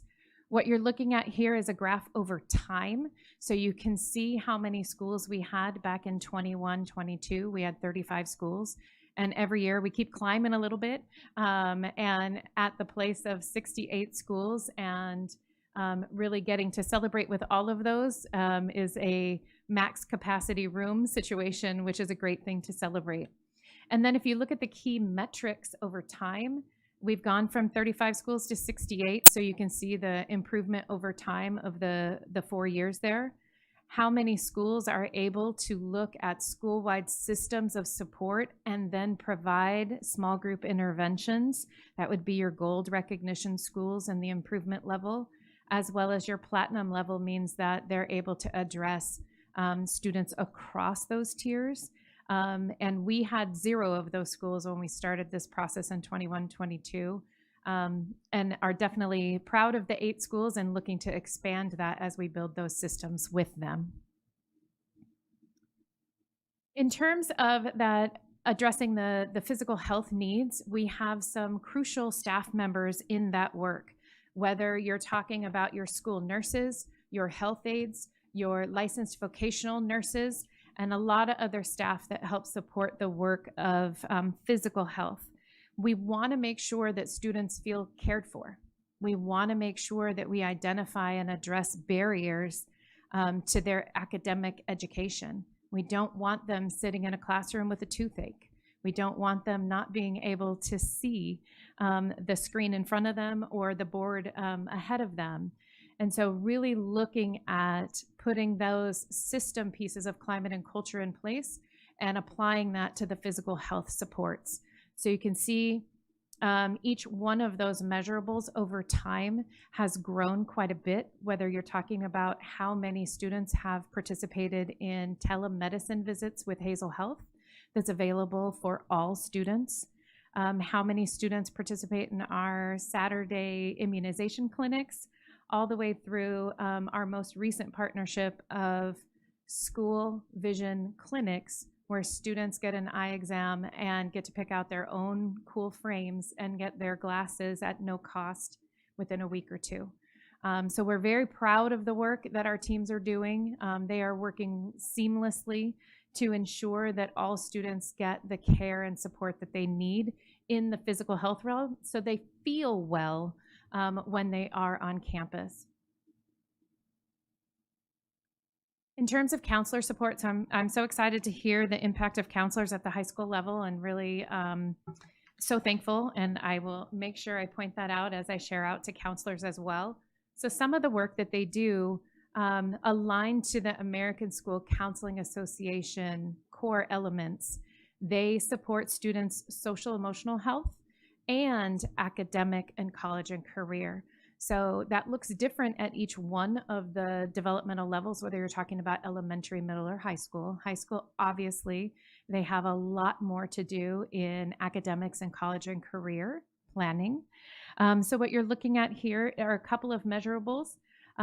In terms of bully prevention lessons, those are across kindergarten through 12th grade. And you can see that last year we ended the year with 52%. And pleased to say at this time of the year right now, what you see in the blue box there is that they're already at 62.5% complete. So they've already exceeded where they were at the end of last year. And so we are very thankful and hopeful for the end of the year to get that number really close to 100%. In terms of Aries academic plans, you can see the coursework over time, ensuring that each one of our high school students has an Aries academic plan. We ended last year at 84% and are at 55% so far this year. So working with each one of those students and making sure that they have a plan and that plan is almost written in wet ink, right? So they're constantly adjusting and updating those plans over the course of the 4 years with students. And then the work of supporting counselors has been very collaborative, working with secondary education, working with ETSA, and aligning the work that we're doing with the college and career readiness teachers, aligning the work with the MTSS TOSAs at the high school level, as well as ensuring that we have great measurables, working with our AET department to develop a counselor-specific dashboard within Unified Insights so they can get to their students' data quickly, so they don't waste their time finding the data. We want them with kids as much as possible. And then making sure that we're expanding the focus of college and career indicators. We're doing that across 6th grade through 12th grade now. So not waiting until students enter high school, but really starting the college going process with our CCGI work, with our 6th grade, 7th and 8th graders at the middle school level as well. Every single year, we do student voice survey through the Panorama student survey. It has 2 major categories. The one that you're looking at right now is the work that they're giving us an assessment on our climate and culture. What's their experience of the culture and the climate of the school? It has 2 chunks. Elementary is broken into grades 3 through 5, and secondary is 6 through 12. So I gave you longitudinal over 3 years. You can see the categories are the same. Their questions are a little bit different, obviously, developmentally. And so you can see growth over time in almost every single area there, whether you're talking about the support for academic success, that's really about what classroom teachers are doing for students and creating environments of support and service. The ability to apply the knowledge and fairness of the discipline rules and norms. Our students are telling us whether or not the rules of the school are being implemented fairly across and equitably across our student populations. A sense of safety, you see we took a dip there in a sense of safety for elementary students, and we are looking at the cause of that. This data is from February and March of last year. The survey window is currently open for this school year, so we'll have those results in April. But we are leaning towards some of that sense of safety are things that are happening in the community, the nation at large, and the safety levels that we have across. And then our sense of belonging, you see that we have a little bit of a blip there, but really all climate and culture supports, all interventions are focused on increasing that area as we train school staffs as well. And then our secondary students making headway in every category, those same categories that I mentioned as well. And then as we look at climate and culture, there are times and causes where students need to be suspended based on ed code. And so I'm going to pass it to Dr. Mykendova to talk a little bit about that. Thank you. Yes, climate and culture, another indicator would be suspension rate. So very happy to show you that our suspension rate at the end of last year went down by 1% or on either 0.9 or 1%, depends on which number that you look at. But to go down below 4% for the first time ever was such a wonderful accomplishment for our district. This, of course, is a huge collaboration between the entire student services department, including teachers on the front lines, admin of different sites. But an incredible accomplishment, and our big goal really was to prevent the behaviors that lead to suspension. So we worked on that, and as you can see for our data right now, trending for August through January, at the end of January we were at 2.1. So we suspect that at the end of this year our suspension rate will be even lower. So we're really hoping that happens, and it looks like we're trending in that correct direction.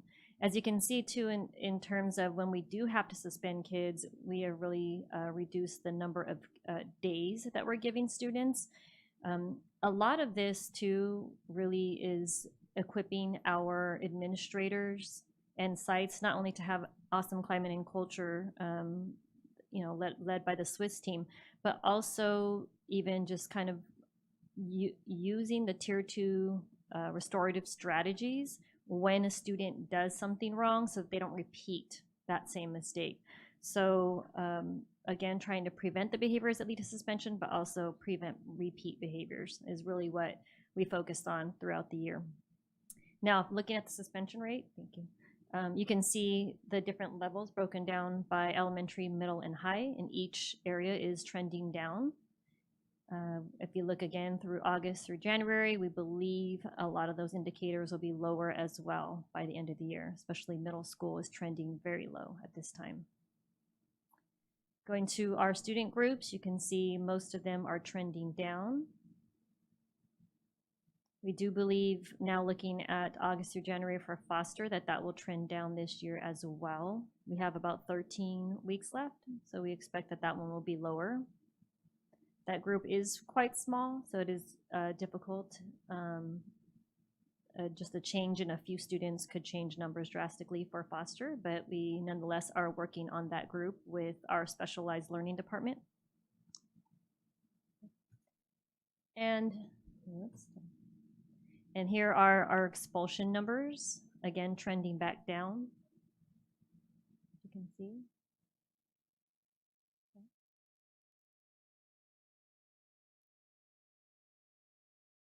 You're going to remember to turn these buttons on. So as we look at that data and the intertwined or integrated work between positive youth development and student wellness and support services, there's definitely elements that both departments are focused on improving. And so while we have a blend of even the bully prevention responses, for example, student wellness supports our counselors to do the bully prevention lessons in the classrooms, but positive youth development is responsible for the restorative conferencing, but also the undercover anti-bullying teams as well. And so how we share the work and have expertise within our departments to do that work.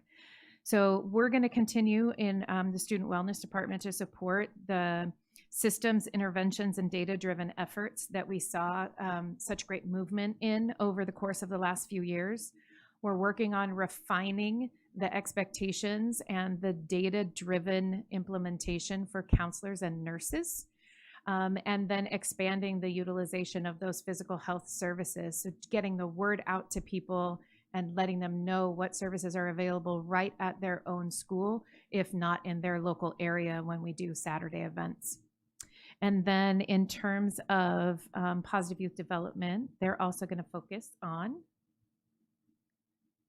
We're going to, once a month, or about once a month, we run what's called Vice Principal Administrative Leadership Institute. And that is really the staff development for vice principals, the hands-on people that really help bring climate and culture on a campus. So one of the big things we focused on this year was, again, what are the strategies that we can use in lieu of suspension?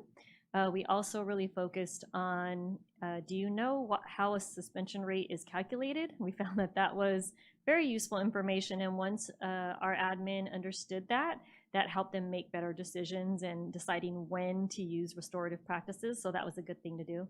My team also really works on Restorative University 1.0, 2.0. Those are strategies that school sites can use in lieu of suspension. Again, teaching kids empathy, teaching kids how to make it right. So it's really about holding the students accountable in a better way than just sending them home for the day. The other big thing they do too is we hold youth court, so that is part of 2.0, is teaching sites how to do youth court at their sites. And then again, as Colleen stated, we run the bullying and conflict intervention teams. So my team is out there running undercover teams and also restorative mediations across the board, across the district. So we talked about the climate and culture coat rack. We talked about physical health services and supports. And then that other half is really talking about the social, emotional, behavioral supports that are available as well.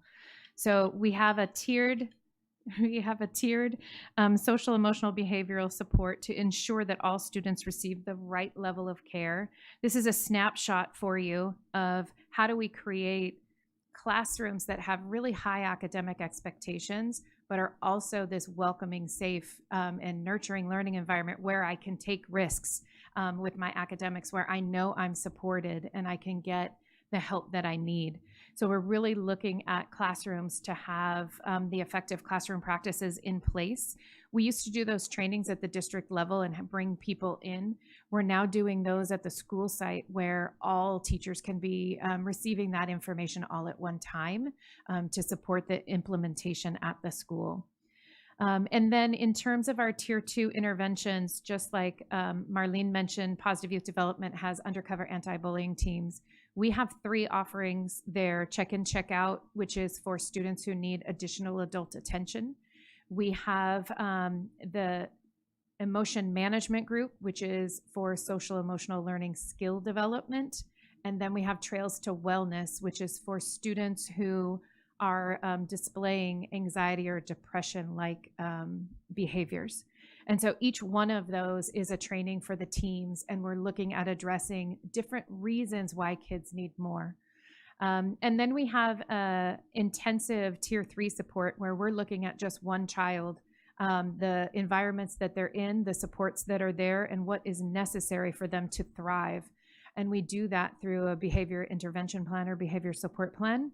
And so we have lots of students year to date that are supported thus far, besides the fact that that same team that's supporting those schools is also training schools to build their capacity to do it at their own schools as well. And that work is now aligning with special education, so that we will have, by the end of this year, a unified behavior intervention plan, behavior support plan process, whether the student is general education or special education, which is really important to the work that we're doing for equity. And then lastly, in the tier 3 world, the individual mental health therapy services that we have. We've expanded that service across 36 schools. We have a pilot social worker intern program that will expand next year and stretch a little further for us, as well as the ability with some more staff becoming licensed to be able to supervise associates, which will expand that service as well. And then the schools that don't have service with us still have service with Victor Community as well, and some paid partnerships as well. And then the other part of the Panorama survey is around social emotional health. So students take a self-assessment within that survey around their own assessment of their self-management, their self-efficacy, their growth mindset, et cetera. And so you see those numbers here. Let me explain this chart to you. The number that's in black text with the percentage is the number, the percent favorable. So that's a positive number. So for example, self-management for our students in grades 3 through 5 is 64% favorable. And then the number that's next to it in gray is 23% approaching favorable. So those are the almost favorable number. And that's important to us because those are the students that we want to ensure that we engage with and strengthen their numbers too. So you can see our growth over time, again, in the secondary area, all of those categories making growth in terms of their self-assessment, so growth over time, right?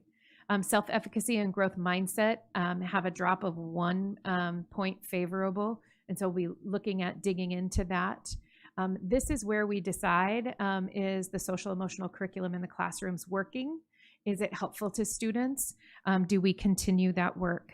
One of the things that we just hot off the presses received in digging into the data was that we found that schools that teach at least 70% of the SEL curriculum actually had a reduction in their chronic absenteeism of 9.5%. So that sense of belonging is being increased. The students want to be on those campuses. And then there was a drop in chronic absenteeism of 7.9% for schools that taught at least 60 to 70% of those lessons. So we would increase and encourage our schools to continue to teach the SEL curriculum that we have, second step for TK through 8th grade, and School Connect for high school. And then we have zones of regulation to teach self-regulation to little ones mostly.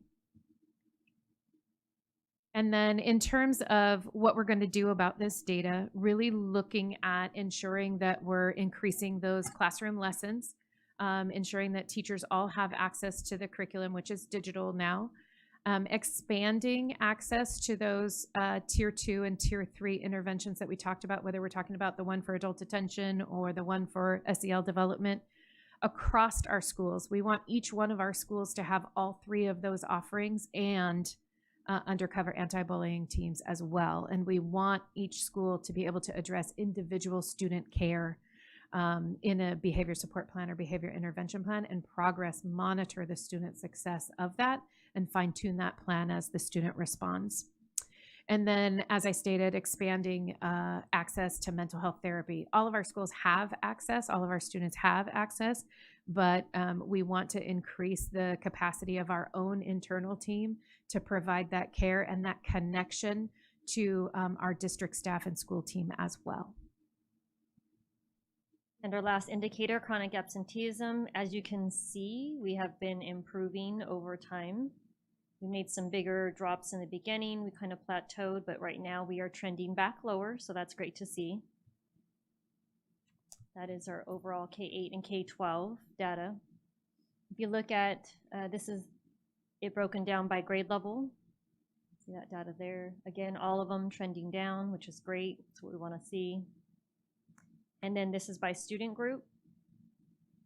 So you can see for August through January, we believe all of the indicators will also end at the end of the year be lower. So we're looking good so far. And our response to this data from last year, we really said, okay, how are we going to make a big difference? And one of the things we learned about is really pushing short-term independent study when it's necessary. We now worked with elementary ed, and they have created online teacher packet resources to remove that barrier. That's the biggest barrier to getting short-term independent study funded. We just found out maybe a month ago that we doubled the number of funded short-term independent study packets or independent study days from last year to this year. So we're already on a much better track for that data.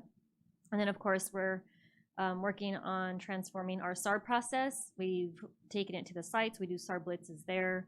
We also just changed the format to make it more restorative and also trauma responsive. And then, as usual, we're pushing Saturday school. We're up to 44 schools now. We have a plan for really pushing it through the end of the year and then into next year as well. And that is it for us. And our timer went off, so we are over time. Our apologies. Just by a little bit.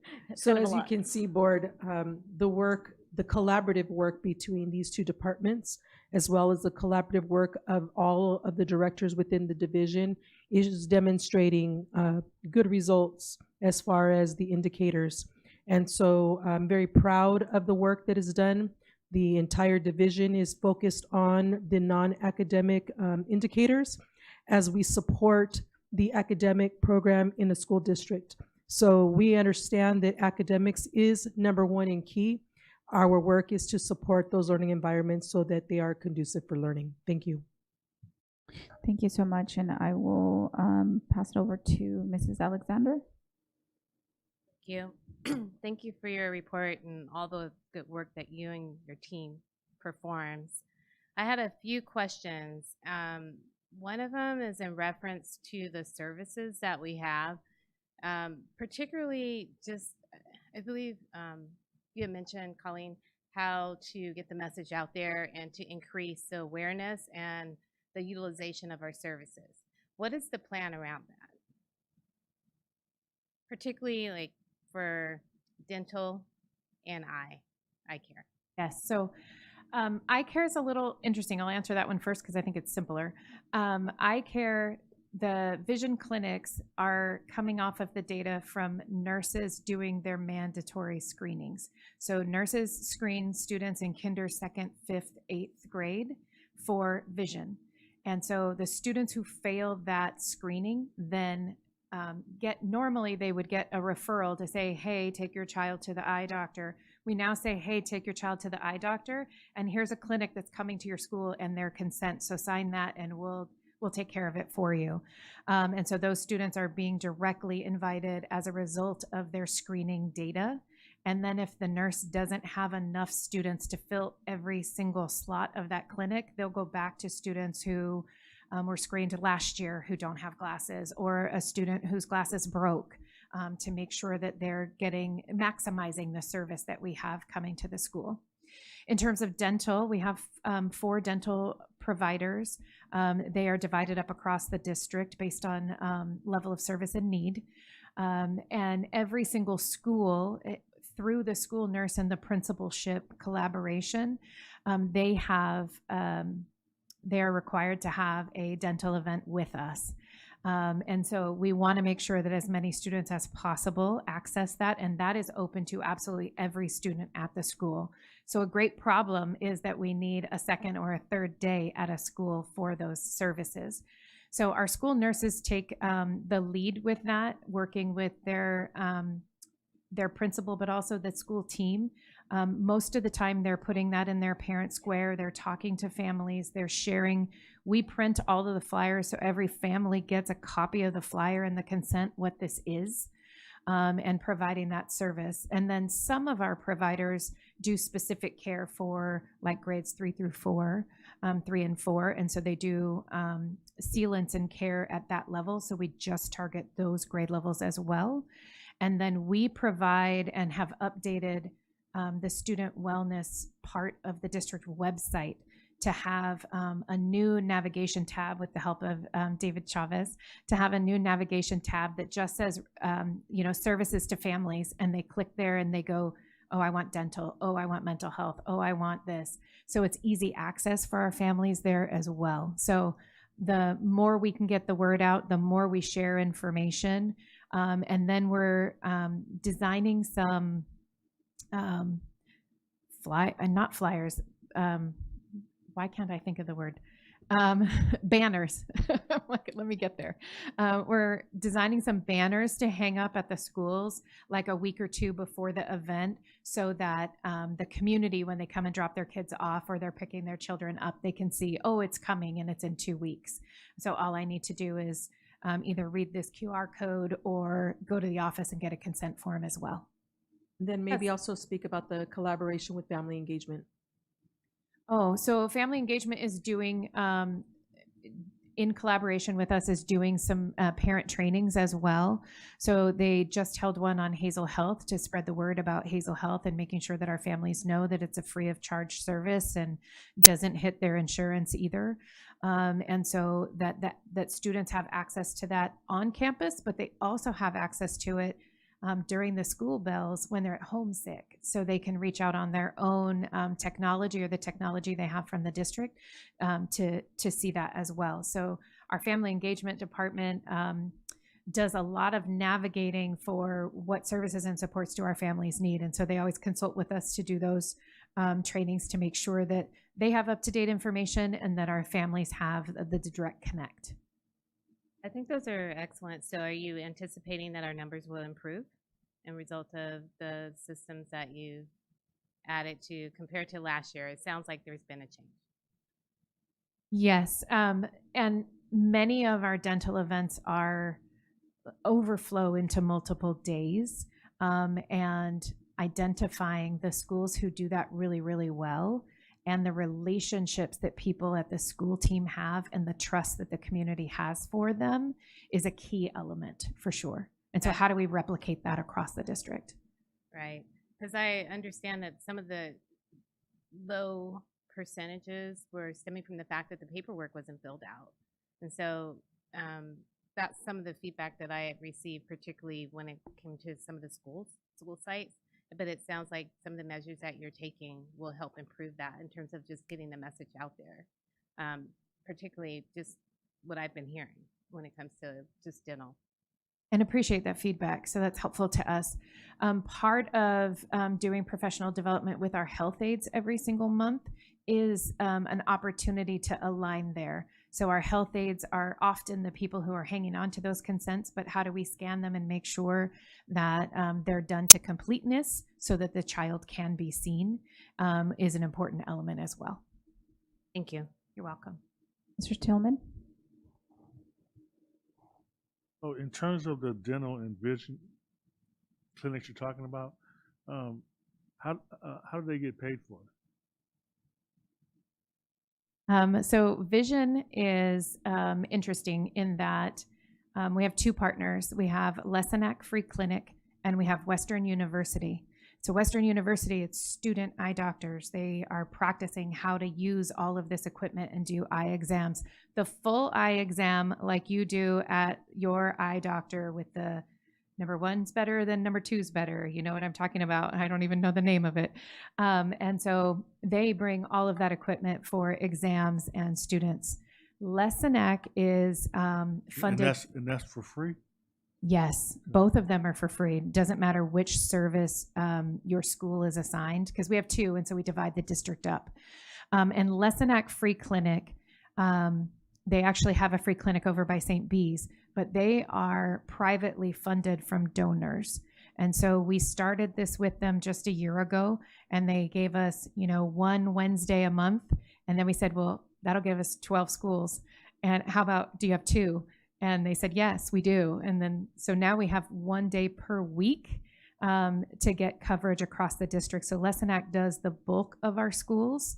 And they had gone back to their private donor and said, I have this district who has need. Can we do this? And so we did do that with a press release of who the private donor was to LCAP and making sure that they know how appreciative we are as a district. So I think our numbers last year, we ended at over 900 kids received free glasses. And if you own a pair of glasses, you know how expensive it can be to go to the eye doctor. And then increasing that for this year as well.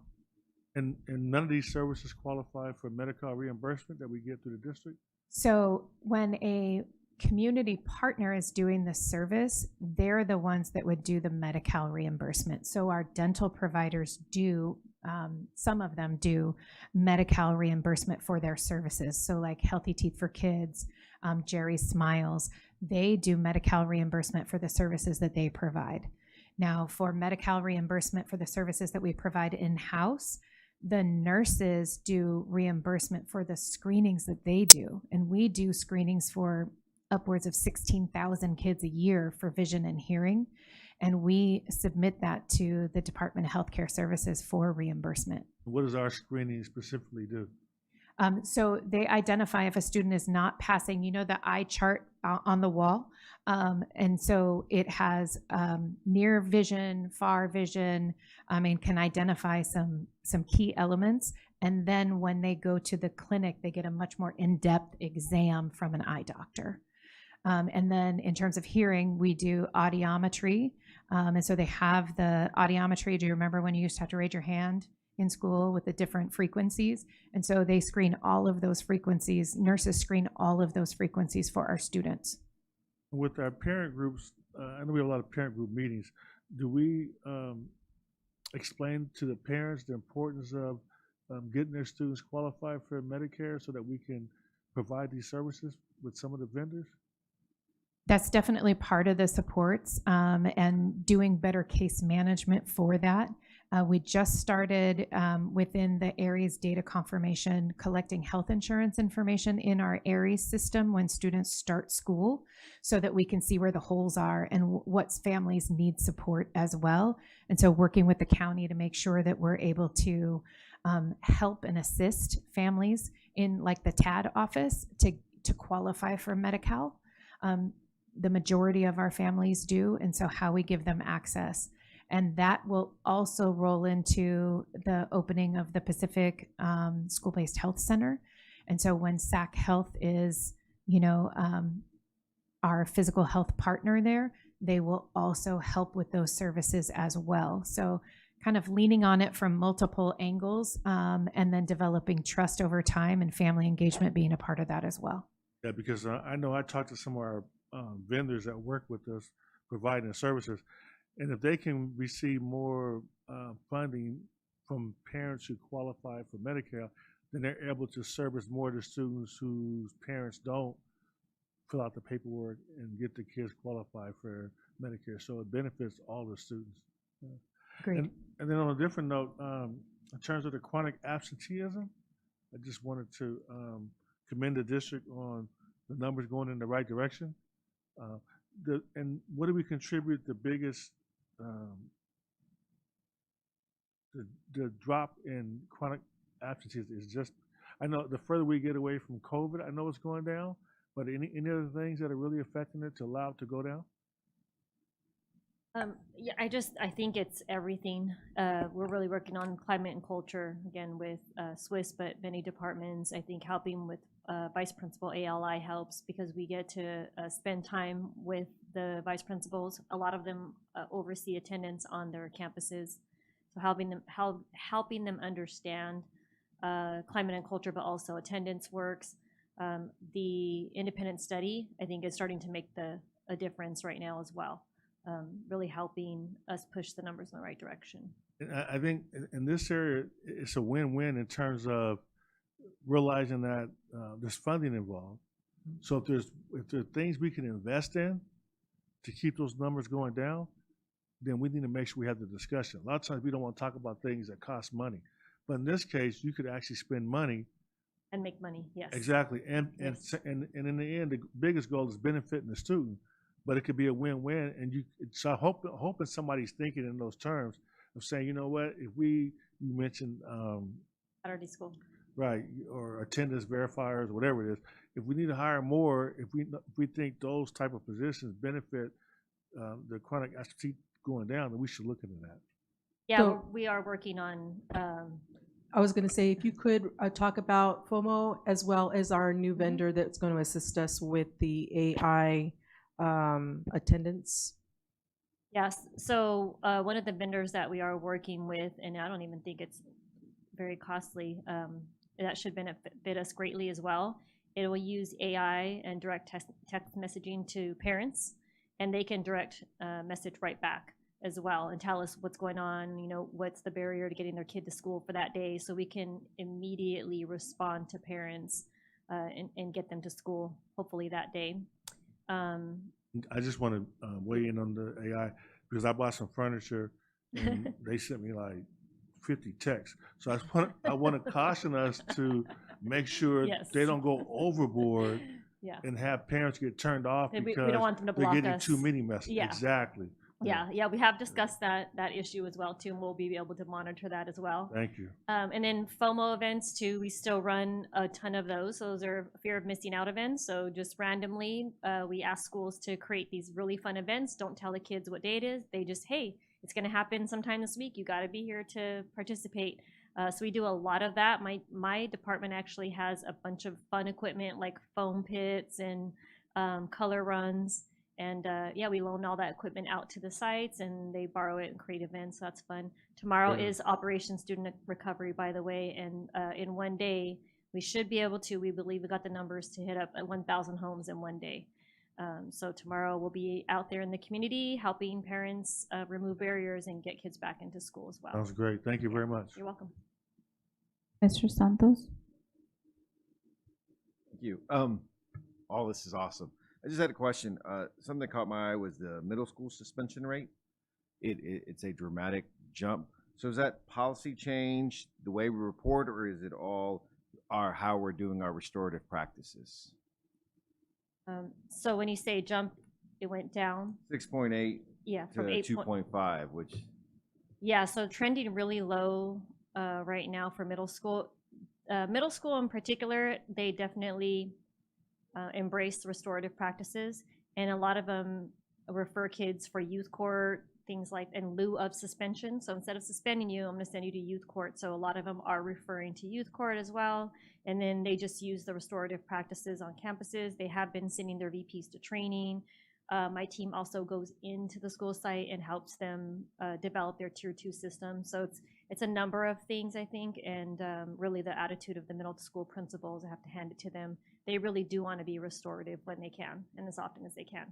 So hoping to stay low in that trend. Thank you. Was that all? Mrs. Alexander? FOMO, fear of missing out? Okay. I was just wondering because you said FOMO. I was like, just a question regarding youth court. I heard you say that there's a possibility that you're going to expand youth court at the school site. What is the plan around that? And when you say school site, is it primary, secondary? Where are we going to roll that out? Secondary is where we're first rolling it out. So we've asked school sites, hey, if you're ready to do your youth court on campus, they have to have a level of some tier 2 and tier 3 interventions rolling. So a few of them have reached out. So my site has gone to them, started the initial training. They're looking to basically set up the program on their campus, which is nicer because they don't have to wait for us. Like if an incident happens, they can get the kid in within the next couple of days. It does take a lot of training in terms of their student volunteers, but my team is there beginning to help them with that. So we have a number of maybe 3 or 4 sites interested right now. Don't quote me on which schools. I don't have that in my head at the moment, but yeah, we have schools interested in working on that, and they also come to Restorative 2.0 where they learn the foundations of the purpose behind it and how it works. So working on it. Would there be volunteers as well Yeah. in the community, just like what you do regularly? Yeah, So very what- similar, but most of their volunteers are going to be the kids from their actual school site, which is nice, and then probably some staff members, and then they are always encouraged to, let's say they have some parents or volunteers for their actual community, so it's kind of nicer. It'll be more localized to the student. Thank you. You're welcome. Ms. Grande? Yeah, I love the FOMO. I remember when I first heard it, it was like, it makes so much sense. It's like, why do I have to go to school? And now they answer it themselves. Well, I don't want to miss. They're going to miss something. And then I think it started with the Lego thing, and now it's like wildfire. It's like so great. And I'm always thinking of new and interesting ways to get that FOMO. And so my thinking, I believe we used to do it years ago, but we used to have the Humane Society come out and teach children caring and responsibility, and they would bring out pets and things like that. Are we in line to do anything like that with them anymore? They've kind of shrunk their imprint in the town, seems like, this last few years. I know they've had problems, but caring, responsibility, all kinds of good things. Any thoughts on that? I have not worked with the Humane Society, but I love animals, so that'd be a fun day at work for me. So definitely I'm happy to look into that. They used to have a leadership person that went into the, just throwing that out there for you. Thank you. Yeah, one of the things that we try to do with FOMO is that it happens before school starts, at lunch, or after school, because we do not want to impact the instructional day. And so many of our school principals are the ones who come up with some very creative ideas as far as what they might be able to do for FOMO. One example of is that at Brown Elementary, a FOMO event is the teachers dress like characters. So it's just random fun things that can happen, just making things a little different, different experience for kids so they can have something to look forward to. We also, we started hosting a luncheon for kids. If you're at school and you're doing the right thing, you might get picked. And so we actually held that last month. So there's a variety of things that are done, but that's a very good suggestion. We've also put in place special assemblies. We've had the sheriff come in and give away, things at school. So we're open to all kinds of just unconventional activities and events that are memorable, but also will entice kids, because if they don't come to school, they'll miss out. So I have a couple questions. I really like that idea, Ms. Grande. I know that animals are very therapeutic. I know that when I was a student at UCR during finals and things like that, they used to bring animals out and allow us to pet them, because there's research linked, to lower levels of stress and so forth. So that would actually be kind of nice. And if you do, please invite me. So just a couple of questions. One of the questions that I had was on page, it was your physical health supports and services page. I just wanted to better understand that those percentages. So under the students immunized, the 24, 25, 99%, what does that mean exactly? Does it mean like 99% of the whole district of, like students were immunized? So those numbers, thank you for asking for the clarity. So the immunized means that is the percentage of students that are immunized before the first day of school. So there are guidelines that we follow for students entering school. If they're new to district or they're transferring, they have to be caught up on their immunizations or in a catch-up cycle. Like I have the first dose and I've got to wait the couple of months for the next one. So that means out of the 40,000 plus students, we have over 99%. And I don't have the number in my head for this year, but last year when we got to an actual exclusion for immunizations at the beginning of the year, it was 45 students only for the entire district. So we do multiple Saturday clinics in the summer and run them throughout the year to make sure that families have access, and really excited about opening our school-based health centers as well, because they will have those services too all year long. So it would be really wonderful for families. We know better care is seeing your doctor and going to a well child visit and getting your shots. We do the shots so that students aren't excluded from school. Awesome. So I'm assuming that that also applies to the vision and hearing screening. So out of this, because you don't screen all students, there are certain grade levels that you screen. So I'm assuming that out of the grade levels that you screen, 95% of those students were screened. That is correct. Okay. So we screen kinder, second, 5th, and 8th grade in vision and hearing, and then 11th graders are screened in hearing only. And then the students that go to IEPs and those all get screened anyway. So those will be additional kids, but this is only measuring mandated required percentages. Awesome. Thank you. And then on your counselor impact, climate, and culture page, I also wanted some clarity around those percentage numbers as well. So bully prevention lessons, you said go K through 12, and you were at 52% and 62.2%. What does 100 mean? Like when you talk about the percentage, what am I measuring it to? Every single student in the district. Okay. So we want to ensure that every single student receives the preventative lesson of bullying. Like why, what's the impact of bullying? What does it look like? And we've worked closely with Positive Youth Development for the lesson in particular at the high school level, middle school level, to ensure that it's in line with undercover anti-bullying teams as well. And then the refinement for us of how counselors input that data has been sort of the learning curve of this year, is how do we refine that so every single one of the counselors across our district is inputting it in the exact same way. So when we pull the data at the district level, it's easier to find.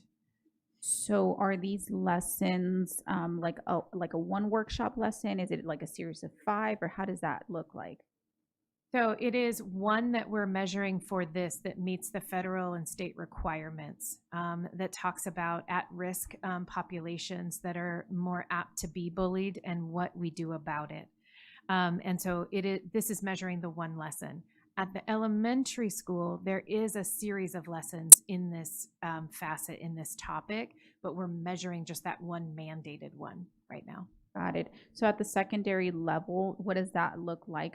Is that like per period, at one block? Do we put off one block for, I don't know, an elective or something? Like, how does that look like?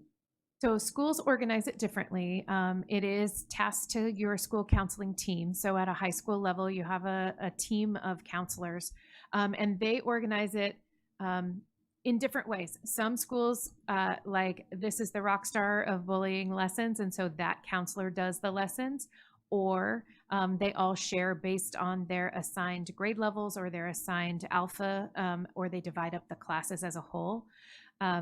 But we want to ensure that it's not happening in the core academic areas. So electives, but it has to be a course that all students are taking. Does that make sense? So that you make sure you grab all of the students. Okay, thank you. And then the Aries academic plans, that's just through 9 through 12, right? Currently, yes. Okay. Sorry, just bear with me. No worries. Really quickly. For your response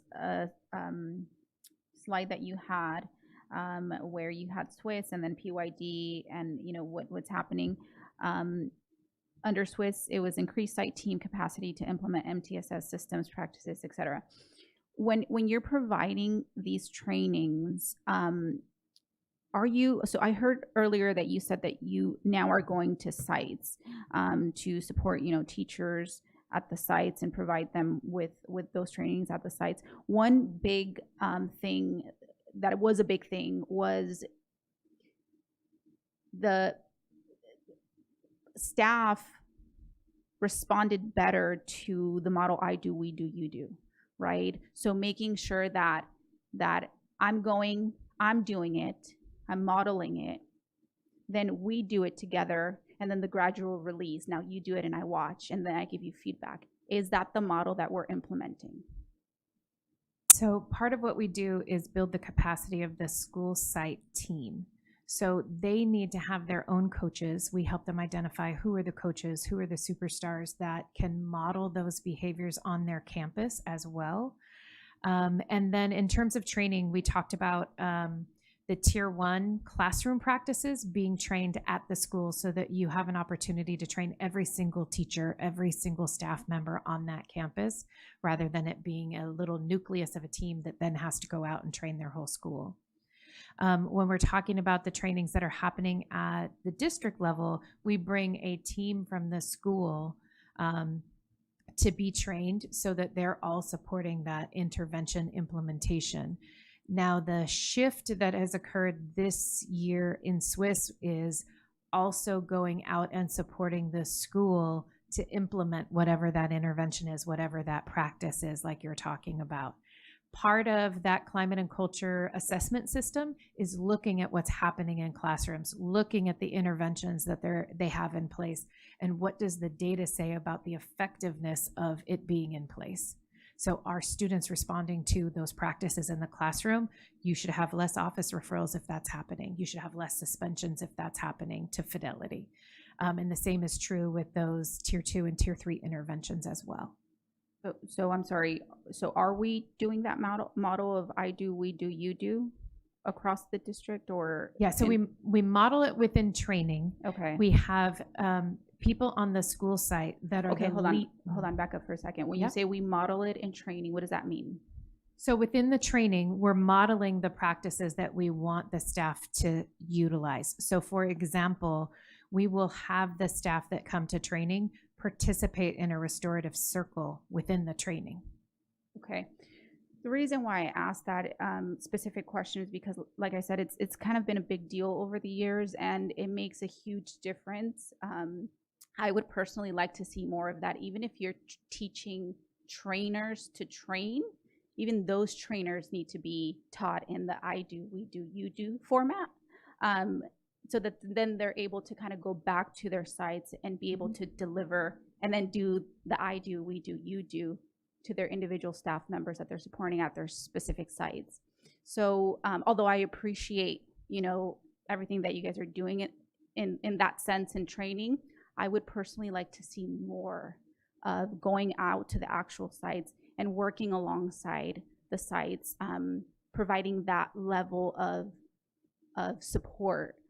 Because it's, and I'll speak from personal opinion as well. At my job, I can go to a training and I can listen to it. But then I go back to my side and then I'm like, how am I supposed to implement it? Even if I conceptually understood it, practice is a completely different thing. And so I would benefit a lot more from that level of support. So, if we can just do more of that, I think that, that's what I'm requesting. And I don't know if that means that there's a cost associated to it, which I'm sure there might be, but that's what I'm, kind of seeking for. I know that that's been an interest in something that I've heard over the years from teachers and staff and things like that. So thank you for that. And then the other question that I had was around social emotional behavioral health, that slide in particular. I saw your check-in, check-out, second step and so forth. Are we monitoring the fidelity of those interventions, and how are we doing that? Yes, we're monitoring it. It is implemented in the Panorama Student Success Platform. So we monitor every student that's in a intervention and their specific goals, and if they're making their goals every single week based on the presenting problem, the behavior that they're working on. And then our team is working alongside the staff at the school as they do the implementation. So supporting the facilitator of the team, supporting the school staff as they are identifying students for a particular intervention, setting their goals, progress monitoring, delivery of the curriculum, all of those pieces, our team is there with them, walking alongside them. Awesome. And for the monitoring, it's not just we're monitoring the students, but we're monitoring that the staff are implementing to fidelity. Yeah, so you know this world. If there is a lack of success from a student, you don't just look at the student's response, but you look at the implementation of that intervention. Are we doing that to fidelity, or is there a piece or a component that we're missing, or that somebody forgot that they had a responsibility? And so how do we shore up those pieces to ensure that at least 80% of the students are receiving that intervention and responding positively? And if they need, identifying when students need more or can fade away from that intervention. So we have that built within that system as well. Awesome. Glad to hear. And then just, I think this is my last question. As far as your second step, curriculum, because it's a curriculum, right? As far as your second step curriculum, are we seeking out input from teachers and principals as to whether they believe that it's being effective? And I know that earlier you had said something along the lines of some outcomes associated with some schools that were implementing certain things. I think you mentioned chronic absenteeism, or maybe even like suspension as outcomes. But I'm curious, if we're soliciting feedback around that specific curriculum from school sites, teachers, principals, and what is it that they're saying? Is it effective? Is it? And just second step? Particularly. Okay. So second step is the curriculum that we have for TK through 8th grade. We have received some feedback at the middle school level about their engagement of it. So we are looking at, does School Connect have something, and School Connect is what we use for high schools, does School Connect have something that would be appropriate for middle school as well? So we're gaining that feedback right now and looking at possibilities. The thing to note also is that you have those curriculums being used in Tier 1 in the classroom, and then we ramp those up in Tier 2. So that's the same, the curriculum has to connect. So if you're going to change the curriculum in Tier 1, you need to change the curriculum in the Tier 2 intervention as well. So like if a student needs a reteach of a math lesson, it would be the same thing for an SEL lesson. Have we heard anything from elementary sites regarding the effectiveness or even the utilization, of this particular curriculum? So I haven't specifically, but I can seek it out, and our schools report directly to someone at the classroom level with our point of contacts, and so they would have that information, and they're about to go through the state assessment process for their systems, and SEL is now embedded into that work. Okay, I think those are all my questions. I really appreciate, you guys all working alongside also with special education. I really appreciate the unification of the behavioral education plan. And I, wish to continue to see, more alignment if possible, maybe utilizing some of their experts over there, because that's what they do day in and day out, and seeing how we can, use even more strategies or interventions that they use with, or, special education students that maybe we can, bring over and also continue to implement at that general education level. So thank you so much for coming out. I really appreciate the presentation, and thank you. Oh, Dr. Wyatt. No, I just want to say thank you for a great presentation and all the amazing work that you and your teams are doing. It's obvious we're getting incredible results. Thanks. Thank you. All right.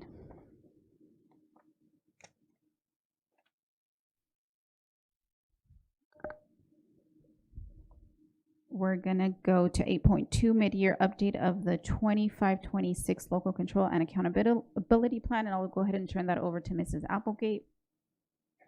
Thank you, President Ceballos and board. I'd like to go ahead and hand it over in just a bit to Ms. Kimber Sargent. But before I do that, I just wanted to say thank you to her and her team. I see Ms. Martha Eaton here and Ms. Cheryl Tagashi. The LCAP is massive, as you know it, and it involves so many different educational partners. And Ms. Sargent and her team always do a great job of really working with all the different divisions, with our school sites, to really produce a very high quality LCAP and the expenditures and everything that they're involved with. So without further ado, I'll go ahead and pass it over to her so that she can bring it in her understandable way that she always does. So go ahead, Ms. Sargent. Thank you, Mrs. Applegate, President Ceballos, Vice President Aviles Grande, Board, Superintendent, and Cabinet. Thank you for having me here tonight to share a mid-year update. Our board has always been very forward-thinking in making sure that the LCAP is not a plan that we write and put on a shelf and never think about again. We've actually been providing a mid-year update for many, many years, where it only recently became a requirement. So we were ahead of the game. The board continues to provide that ahead of the game direction. In this year, so far, you have had presentations from several directors and several different departments that represent parts of our LCAP, including what you've heard tonight from our Student Services Division. Many of those supports coming from the funds within our LCAP. So I am very happy and pleased to provide you tonight with our mid-year implementation of our local control and accountability plan. Tonight for the presentation, I have provided you with a copy of the presentation as well as a copy of the mid-year report. This is available for your pleasure reading as a hard copy, but we also provided it to you digitally, as we know that might be a more amenable format for you. But we'll go through the timeline for the LCAP. This is no longer just a single point in the year. This is a cycle that we follow throughout the year. Some of the communication tools that we use with our educational partners, and I can appreciate Ms. Alexander's request in making sure our parents are always up to date and involved, and I'll share a little bit about the tour that I go on as our district's representative here for the LCAP. The mid-year progress, this will be broken into the 4 main portions of the budget within the LCAP. So I'll break that down for us, some of the highlights, some of our expenditures. We'll give a full update on the expenditure level where we are to date, and then a review of our state and local metrics, and then next steps. The nice thing about the direction that the board provided and having the directors and different divisions present throughout this year, starting in September, as you've heard, much of this information, and this report is really a synthesis of that information. There isn't really new, you haven't heard this information, but happy to provide any details that you might need for it. So again, this is a 3-year plan. We are in year 2 right now. So it's a 3-year plan. We're in year 2 and beginning the process of looking at year 3 for this cycle. At this time of the year, we are providing our mid-year update first here to our Board of Education, and then I take this out to our different parent groups, our student groups, superintendent parent advisory as well, to share this information with them. And then my team works with each of our school sites to share this through our parent advisory group, school site council, so that if a parent's not able to come to one of our district meetings, we understand that. But it is shared also at the local school site level as well. Looking ahead for us, coming in through February and March, we will begin the educational partner input cycle. We use Thought Exchange as our platform which is the same platform our superintendent used as part of his listening tour. This is a platform familiar to our families. We have used this over the years in gathering thousands of responses of input. But again, we know parents aren't able to come to every single meeting, or teachers aren't able to come to every single meeting. So any meeting that I attend, I take it as an input cycle. And I am taking notes, and my team is taking notes so that we can incorporate that into the full feedback, not just for our LCAP, but our other funding sources as well. Looking even further ahead into May and June, you'll see me back here again for the public hearing of the LCAP and then adoption from our board in June.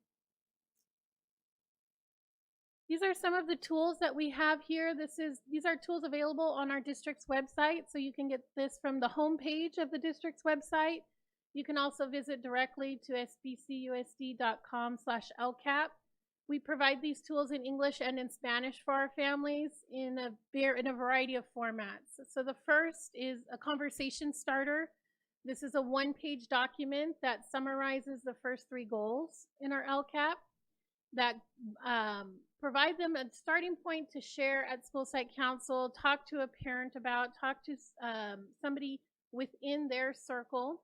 We also have a document that goes into more depth, and it provides a list of all of the actions within goals 1, 2, and 3, the metrics that are assigned to them, as well as the dollars assigned to each action. And that is the 15-page. Both are a summary, just at different levels of our LCAP. In total, right now, our LCAP is just under 400 pages, so it's a very light read, very quick, easy read. But we do provide these tools so that I'm not the only expert in our district. We have experts all around, even parents within our advisory groups. They know this information and feel like they can share this information as well. If the infographics are not your thing, we also provide a video. The video is in English and Spanish. I shared the video last year. We update this each year. So I will save us tonight and not share the video, but it will be shared via social media as well. So working with our communications team to get this out via the various platforms.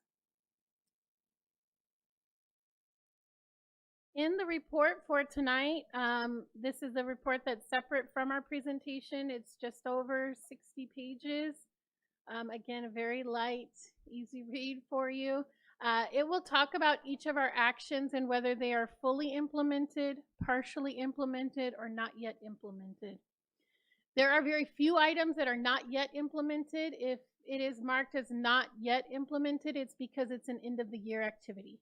Okay, for example, our Black Grad that we participate with, i.e. Black Grad, that happens at the end of the year, so obviously that action has not yet been implemented. The report will provide that at the action level for goals 1, 2, and 3. These goals represent our supplemental and concentration funding, which is just over $200 million. It will provide it at the school level for each of our equity multiplier schools. Equity multiplier schools were identified by the state of California based on demographics, and they have a funding source that's allocated to them each year of identification. The LCAP is now required to be the plan that houses each of those school plans, so those are updated to you at the implementation level by school. Last year, the requirement came in for Learning Recovery Emergency Block Grant. Another acronym in case you're adding them to your list, LREBG, Learning Recovery Emergency Block Grant, was added as a requirement to include in your LCAP. And then lastly, differentiated assistance, which is an identification at the district level of student groups that need additional assistance and focus. The implementation will provide information not only on how much money we have spent so far, but the impact on our student data. Some of the actions to highlight, in particular, these are ones that we see at our school site level. Many will be familiar to you, as these also were represented in the presentations from the various divisions, including our CTE pathways, where Dr. Venkatesan and her team came to present and share information with you on those pathways. our AVID program, which happens all the way from our TK up through our high school levels. Our teacher allocation, where we provide funds for our teachers to purchase consumables that support their instruction. Our library staff that models early literacy for our students and teaches them the foundations of using your library. Tonight you heard that acronym MTSS, Multi-Tiered System of Supports. And there is a staff member at our school sites that is the point person for each of the systems at the school for intervention, both on the academic and non-academic side, as well as visual and performing arts. That has always been a priority of our board, continues to be a priority. Again, ahead of what other districts were doing, they had to wait for Prop 28. We were already, had that as a part of our LCAP. Moving over to the right, you'll see that school sites have an allocation. This allocation, what they spend it on, is determined in school site council and ELAC. They look at the needs of their school based on the data, and they incorporate those in the school plan for student achievement, or SIPSA. Our transportation for our students to our magnet programs, to specialized programs, if they're on B still, meaning they've enrolled in a school but maybe moved after our CBED state and they continue to need transportation to stay at the same school, our transportation is provided.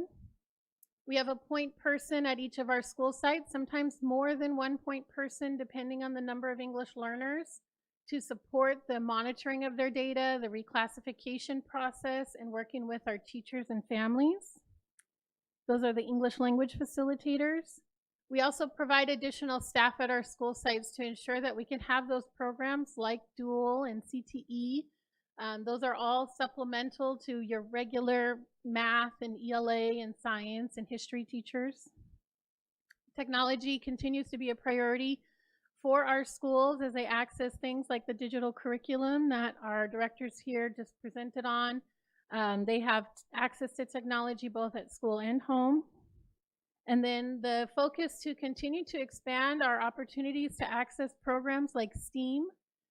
When I started here as director, I think we had 3 or 4 schools that had a STEAM lab, and they were a magnet school, and parents and the board and our superintendent has continued to share that we want to see that more around the district. That has continued to expand, not just through LCAP, but other funding sources, where we now have this throughout our elementary schools, middle schools, and high schools.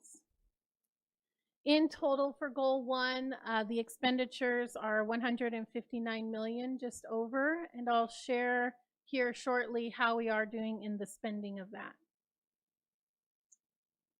Goal number 2 really centers around the work that Dr. Bikendova and Mrs. Williams shared with you today.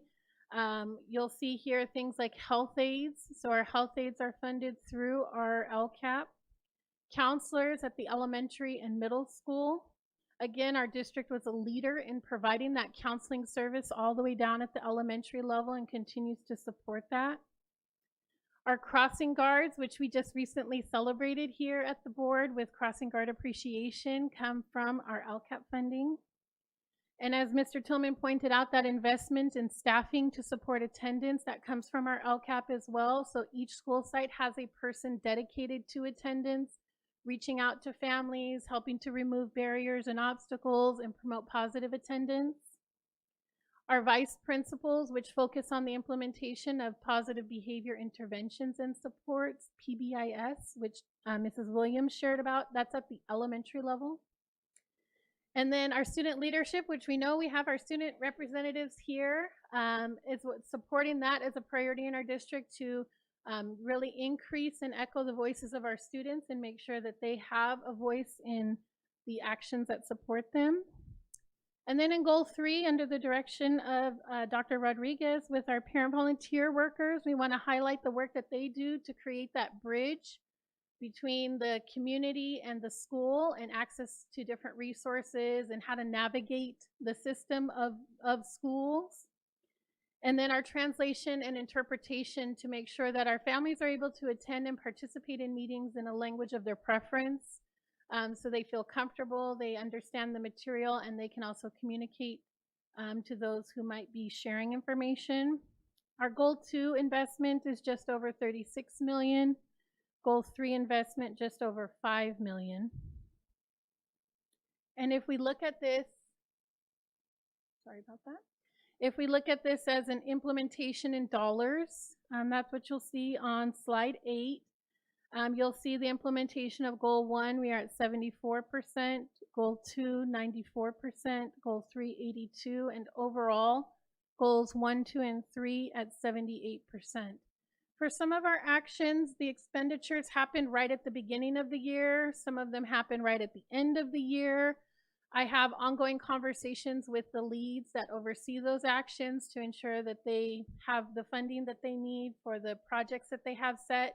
Each of them complete budget development with me to make sure that we have funding in place to make sure we're able to provide those services and supports to our students and families.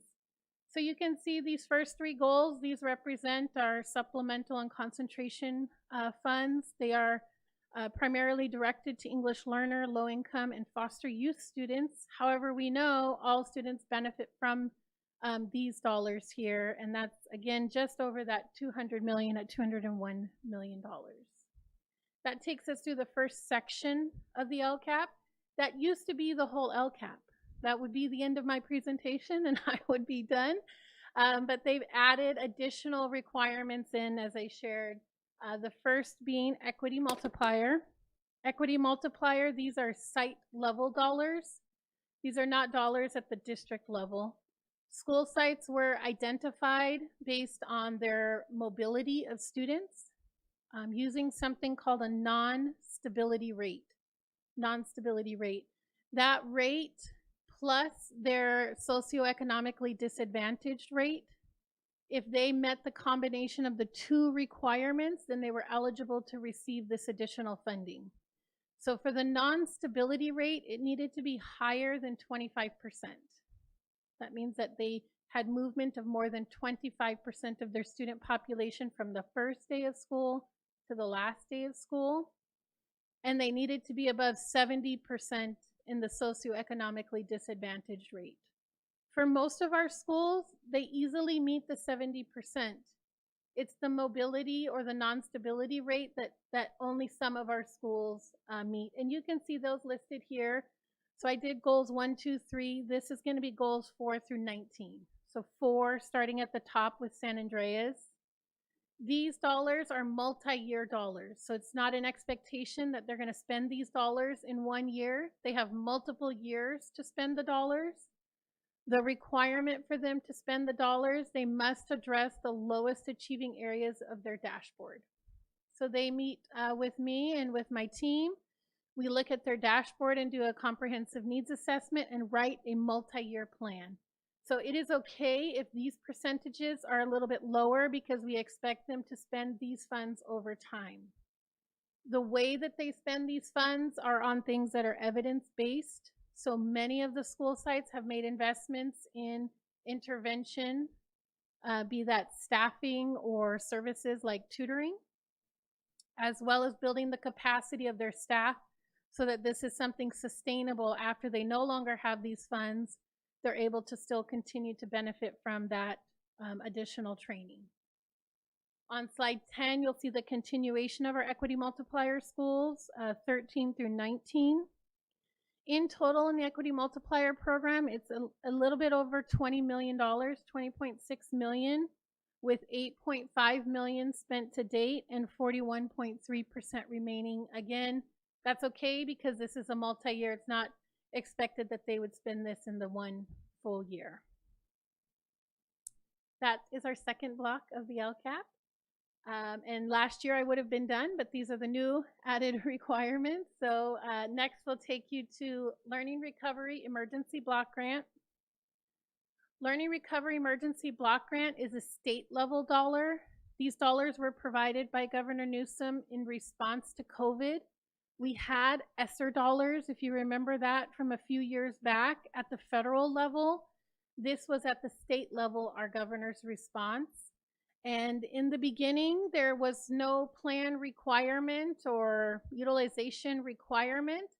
However, our district used our data and the input from educational partners, and we had invested in academics and our lowest achieving groups just based on the priorities that came through that needs assessment.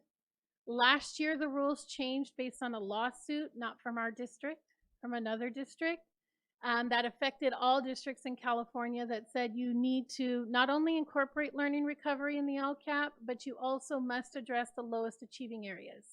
So again, we were ahead of where we were before. Our total budget for learning recovery is $37.8 million. Expenditures to date 9.4, with 25% implemented or spent. These also are multi-year dollars. So the expiration on these is June 30th, 2028. So we still have time. During the Capital Advisors budget presentation, they did discuss a possibility of that deadline extending, because each year the governor has given additional funds under this program, and knowing that we didn't get all the money at once, there's a consideration to extend that deadline. So there we are at 25% for that multi-year program. That takes us to the last section here of our LCAP funding, which is differentiated assistance. This is centered around the work that we do for African American students. African American students were identified last year for differentiated assistance, and very happy to report, much like many of the metrics that you have had presented to you by Dr. Cleveland in December, but also by Dr. Greer when he presented in October, these are metrics all moving in the right direction. So our academic ones going up, our non-academic ones that need to go down are going down. So for 26-27, we are in a maintenance year. They're just watching to make sure that we can maintain that growth. But what we are doing is showing as effective and showing as a positive implementation. So that program is found in Goal 20, and that is an investment of $5.6 million, with $4.6 million spent to date, 83% implemented. This does come from various funding sources, both at the state and federal level. It's a combination of both of those. For our metrics, so we don't want to only look at the dollars, right? We also want to look at the metrics for our students. You had a thorough presentation from Dr. Cleveland and her team under Mrs. Applegate in December. So I do not want to rehash that information, but you've also had these metrics presented by many of the directors that have come before you, including our foster youth, our Swiss team, our special education team. So this information is summarized in your mid-year at the end of the report. In total, we have over 249 metrics. There are a lot of them because it is every area from our California dashboard at the district level and the student group level where there was a red in 2023. And that was part of the requirement there. So you'll see there the baseline year, year one, and the year two outcome because we are in year two.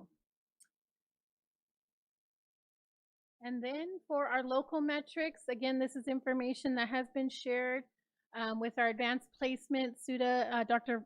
Venkatesan was here in September for advanced placement sharing information. Multilingual was here sharing about English learners in November. The data that has the asterisk next to it, that data is not available till the spring. So you'll see in the report, those cells are highlighted in bright yellow. That data will be provided in June. So it's not yet available for you, but we'll get that to you in June.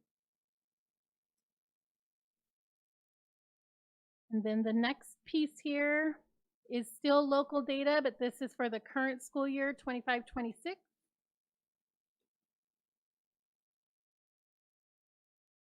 I'm sorry, 24-25. Again, anything with an asterisk, like the survey data, which Mrs. Williams and Dr. Bikendova shared, that survey window's open right now. So the data is obviously not available right now. That will come to you also in the spring. So here's where we are right now and some of our next steps. These are some of our very famous tour dates.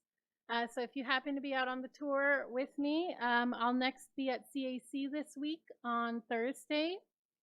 Our Superintendent's Parent Advisory on February 23rd.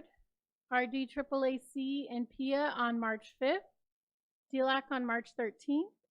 And I want to give a special invitation to you to our LCAP showcase. This is an opportunity to see the LCAP in real life, not as a written document, not as a plan.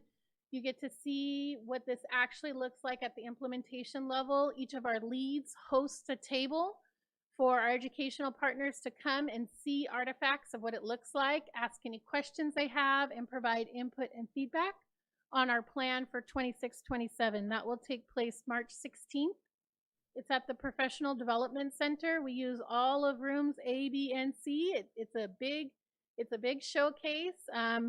So I invite you to come to that. It starts at 5 o'clock with dinner. So from 5 to 5:30, we invite you to come enjoy some food, have some fellowship. 5:30, we will do introduction of our leads. And at 5:45, we'll begin the process of going into rooms A and B to talk to the different leads and gather input. So again, we invite you. That is also being promoted on social media. And then each time I go to the different parent advisories, I share this information. And then our school site councils are also receiving this same information. And that takes me to the last slide, open to any questions or clarifications. Ms. Medina? Yes, thank you for the information. Great presentation. I know there's a lot more, and I like that you're doing the showcase because then you can actually see it in person. And through that, that's really interesting. Have we done that before? We have done it before. So this is my third cycle of doing it. It gets a little bit bigger each time that we do it. And especially as we add things like learning, recovery, and equity multiplier, that makes it grow. But it helps us really to show our areas where we are, meeting those Shines 2030 vision, because our LCAP is aligned to that same vision. And the reason why I asked too is you said it was going to be shared on social media. So is there a way for people to register for it, or is it open to families and students? Maybe you can explain a little bit more. That's a great question. There's no need to register. It is open to all. We do run it as a hybrid meeting because I know sometimes it's hard to get to all the meetings all at the same time. It is in the evening. So there's no need to register. The activity is much more enjoyable to me in person. So we offer the option for you to go around to the different leads, but we also offer an option if it's difficult for you to move around or you just like to stay focused. Mrs. Tagashi leads a session with our families and educational partners and goes through the highlights for each of the actions where you're able to give input there as well. Thanks so much for sharing that. You're welcome. Mrs. Alexander?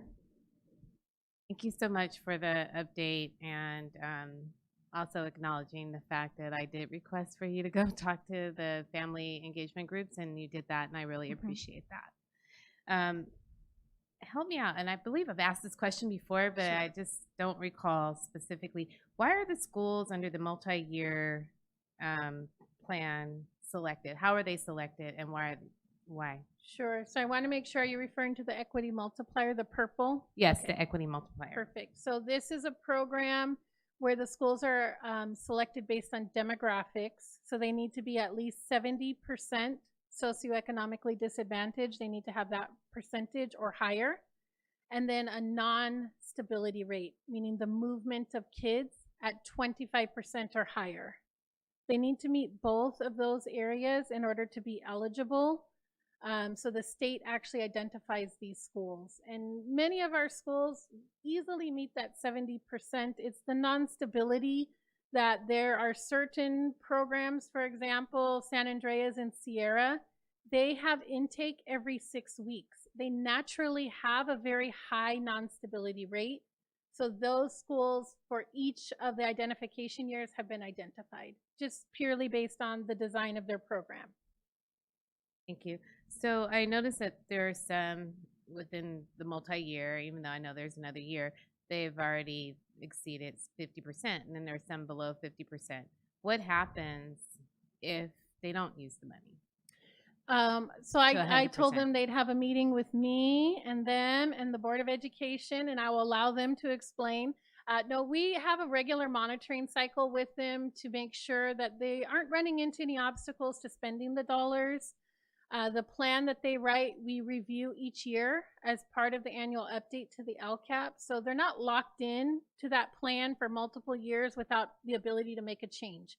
They can make the change during that annual update process, and our school sites have been very receptive in making sure that they're, prepared for those meetings. They bring a whole team with them when we develop the plan. So they have their program staff, they even have their clerical staff there to make sure that we're looking at all points of the school to address those lowest achievement areas for them. Okay. And so I guess let me go back to my question. What if there's not a need for that? So can another school utilize that funding, or is it that funding is locked in for that particular school? I think the other schools would love to use that funding, but it is locked into that school site. That is a very school site specific allocation. And they do have plans that mark for every single dollar. They don't leave any dollars unallocated or unaccounted for. Every single dollar is tied to an action. Okay, thank you. Yeah. I think those are all our questions. Thank you so Thank much for you. coming out and making this digestible for us. It's always a pleasure. Thank you. All right. We're going to go ahead and move on to 9.0, board discussion, 9.1, board policy 5131.61, drug testing. Mr. Tillman. Yes, thank you for bringing this and agendizing it. If you turn to the back page of this policy, each board member has a copy, the back of the second page. If you look at 3 and then down to the 4th from the bottom sentence, it says at the end, if the student tests positive a 3rd time, she is ineligible for athletics for the rest of his or her high school career. In both pathways to return, drug testing agency youth services is responsible for informing students and parents of the test dates for the 3 consecutive tests. So, this, if you read the policy, it says it's an incentive for students. So it doesn't make sense to me if I have a 9th grader and they test positive 3 times within 3 months that you tell that 9th grader you can no longer participate in sports for the rest of your time in high school. To me, if this is truly an incentive, then at every grade you want the kid at least want to try to change their behavior in order to participate in the athletics. So I'm hoping that we scratch the line that says you're ineligible for athletics for the rest of his or her high school career. And at the bottom on number 4, same thing, where it says she will be reinstated upon receipt of drug test authorization form and the provision of a negative drug test. And this last sentence, any student who tests positive after requesting reinstatement will be suspended from all sports for the remainder of his or her school year. It's the same thing. If a 9th grader comes in and asks to be retested and they test positive, I don't think they should be banned from sports for the rest of their high school years. So I'm asking that we scratch that and looking for consensus to make the change. Ms. Medina? So my question to you would be, what would you put in replace of? Because let's just say a student is, and I agree with you, we should remove that. I mean, there should be opportunities, but what is your suggestion? Because I wouldn't want to just remove it and not add something to it. And the reason why I'm saying that is because if a student has 3 consecutive, has had within 3 months 3 positive tests, then I mean, it wouldn't help for them to continue at least at that moment in the sport in case they are in a sport. Let me say this. The problem I have with this in general is, some school districts don't do any drug testing at all. And this is random drug testing. So you're never going to test all the students every year. So you have students on the team that would test positive, but just because of the luck of not being selected, they are playing on the team. So you have students who are smoking weed playing on the team. But to answer your specific question, it will revert back to the same thing. At the start of every school year and during the sports, they do the random testing. If this student gets tested randomly, then he would have to go through the same procedure. He will be able to play it. Right now, if you test positive, you can't play in your sport. It says in here you get suspended for your sport for, there will be a minimum of a 90-day calendar days removal from their sport. So they can't play anyway. So every year we just restart. You don't have to add any language. Okay, so yeah, because I didn't read the top portion of it. It does say that there will be a minimum of 90-day. That would calendar start removal. all over again. Okay. Yeah. Okay. Thank you for clarifying. And I didn't realize, so does it indicate anything anywhere, which type, or does it matter which one? Like you mentioned, cannabis. We can have them give us a list of the because drugs they test there for. may be exceptions, or no? No, there are for medication that, it's in here. If you're on certain medication, then the parents can give you the list of the medication that you're on. Those type of things you will be allowed to be bypassed. And for the random test, I think it's not fair for if they're targeting specific students versus not having all students be tested. I agree. So I think, it would be nice to see a list of the drugs they're testing for, and also the process they use for random testing. Because over the years, I've heard concerns from students that they don't think that is truly random. And they think that there's certain students that never get tested, and it's not an accident that they don't. And there's no way we can prove that, but it'd be nice to see what the process is that we use for testing. But remember, the reason why I brought it tonight, I want to make sure we get rid of those two lines. Yeah, and I would support that, but I also would like to bring this back, or at least have the district really look at creating protocols, because it wouldn't be fair if a couple of students are being tested while you're not testing every single student. So because there can be biases. Thank you. Ms. Abeles Grande? Oh, just a couple of thoughts. I just thought maybe if we could say could be ineligible for athletics for the rest of his or her high school career. I mean, maybe there's special extenuating circumstances. Maybe he's been in trouble, or she's been in trouble like 3 times in a row, even with random testing. He needs more help than what we obviously are giving him or her. And then also the other one, test positive after requesting reinstatement, could be suspended from sports. It's I don't know, it's offers more hope than, you're throwing it out. If you're just saying what happened, oh, that was an accident, or I had trouble at home, or, extenuating circumstances. I'm just throwing it out there. I'm not sure. It's not my realm. Also, I like the list of drugs and the random procedures, because that's absolutely true. It could be somebody says, we got to test that kid, and somebody goes, oh, okay. So that's not right. So I'm thinking a committee with students on it, or something that goes through like a student court or something, kind of based on what we already do at the other top, something for our student board members to be involved in. Those are just ideas. Miss, I don't know who was first. Mr. Santos? Yeah, I would love to know what we're testing for. And to give you just my, all of my boys have played sports. 2 of my sons were randomly tested. 1 was randomly tested all 4 years of high school.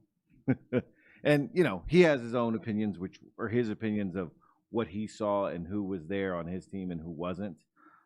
So I'd love to know who makes that random decision, and how does the odds of you randomly being picked every year are I'm not a statistics guy, but I think that's pretty hard. Sorry, I had another thought, but I lost it there. Yeah, so just to see what we're testing for and what that process is certainly would be important. Agree with getting rid of the... Yeah. Well, absolutely. The other, when this triggered, I started looking at things, and one, you can't find any definitive practice, but at least what I could find, which again is on the internet, so we don't trust everything we find there. But as I was looking, not all districts in California, there is no mandate for districts to test. Not all districts test. I'm not saying that it's not important. I'm just saying, as a state, it is not something that is mandated. It is a district by district. And I would be curious what districts do and what they look like and who's testing. That's it. Dr. Wyatt? Thank you, Madam President. And, I have to concur with quite a few of my colleagues here. Just a couple concerns as well. I definitely think that Section 3 needs to be redrafted and brought back to the board to take a look at. I think there's a lot of cleanup language in there, not just that particular line, but the whole area, that whole section. I have a concern with the randomly testing as well. I was talking with Mr. Santos over here on a little sidebar, and he was telling about his son, and I find that highly improbable that somebody could be randomly picked 4 years straight. It could happen, but I don't see that happening at all. I also see in here that we get provided a report on drug testing program semi-annually, and maybe that's just not me reading my reports as much, but I don't recall ever seeing a report like that in 11 years. Help me if I'm wrong, but I've never recall seeing anything like that. And I guess I would also kind of want to know, and I know this is obviously anonymous, but how many kids have actually tested positive 3 times and been removed from sports for their entire high school career? And then more importantly, what were the interventions, right? What were we doing? Because there does have to be a deterrent for our kids using drugs. I don't think any of us up here would say it's okay. But what is our deterrent when we do find out a kid is using drugs? That to me is even more important than banning a kid from sports, okay? It's intervening, getting a kid not to do drugs or alcohol, whatever it may be that they tested positive for, and getting them back on the right track. So I think there's a lot that, we have to flush out of this policy. Kids I know experiment with drugs, it happens, and we make mistakes, but when we do, what is our corrective actions and our support to ensure they don't do that again? A kid should never get the 3 positive tests. Number one, I don't know how to get randomly picked that many times to get 3 positive tests, but I'll leave it at that. So I think there's a lot here to discuss. I'm glad it came up, but I would defer this to our board policy subcommittee, and they got a little bit of work to do. So thank you. Thank you, Mr. Tillman. Just so let me say this first. I don't drink or use drugs, never have. But growing up in San Bernardino, the kids that I knew that did, like for instance, that smoked marijuana in high school, usually their parents were smoking marijuana. And when they smoked weed, it's because they took some weed from their parent without the parent knowing. That's how they got introduced. So really, a lot of these kids are in a situation where they've been exposed to it, so then they have the deck stacked against them already just because it's in the household. So I think they're dealing with those problems anyway. But how this came to my attention, I actually had a coach that called me and said, "Hey, I have a student that's at a charter school right now. He wants to come play football in our district, but he told me that they told him that he's banned from playing sports for the rest of his time in school because he tested positive in the 9th grade." And I told him, I don't believe that, because the whole goal of the drug students not to use drugs. So to me, every chance I get to say I want to play in a sport, therefore I'm going to stop using drugs, that's what the whole carrot is, right? That's the incentive. So to say you're banned for the rest of your years in high school is totally contradictory to that. Then it becomes totally punitive, and you're not trying to help the student anymore. And that's why I say we can make changes later, but those 2 lines need to be taken out immediately. That's what I'm looking for. Mr. Santos? I remembered what in here we also say that parents will be notified of results. I've never been notified. Maybe I missed it, but I've never been notified of the results after they were tested. Was that? So I have a couple comments, and I think you kind of answered one of the questions that I had, Mr. Tillman. my question was going to be around, why did SBCUSD decide to implement a drug testing policy if it's not a mandate? And it's been here since 2007 and then revised in 2015. So, you might have been on the board then. Was that the reason to provide it as an incentive to students? Is that why the board at that time decided to create a drug testing policy if it's not mandated? It was a different board. Oh, okay.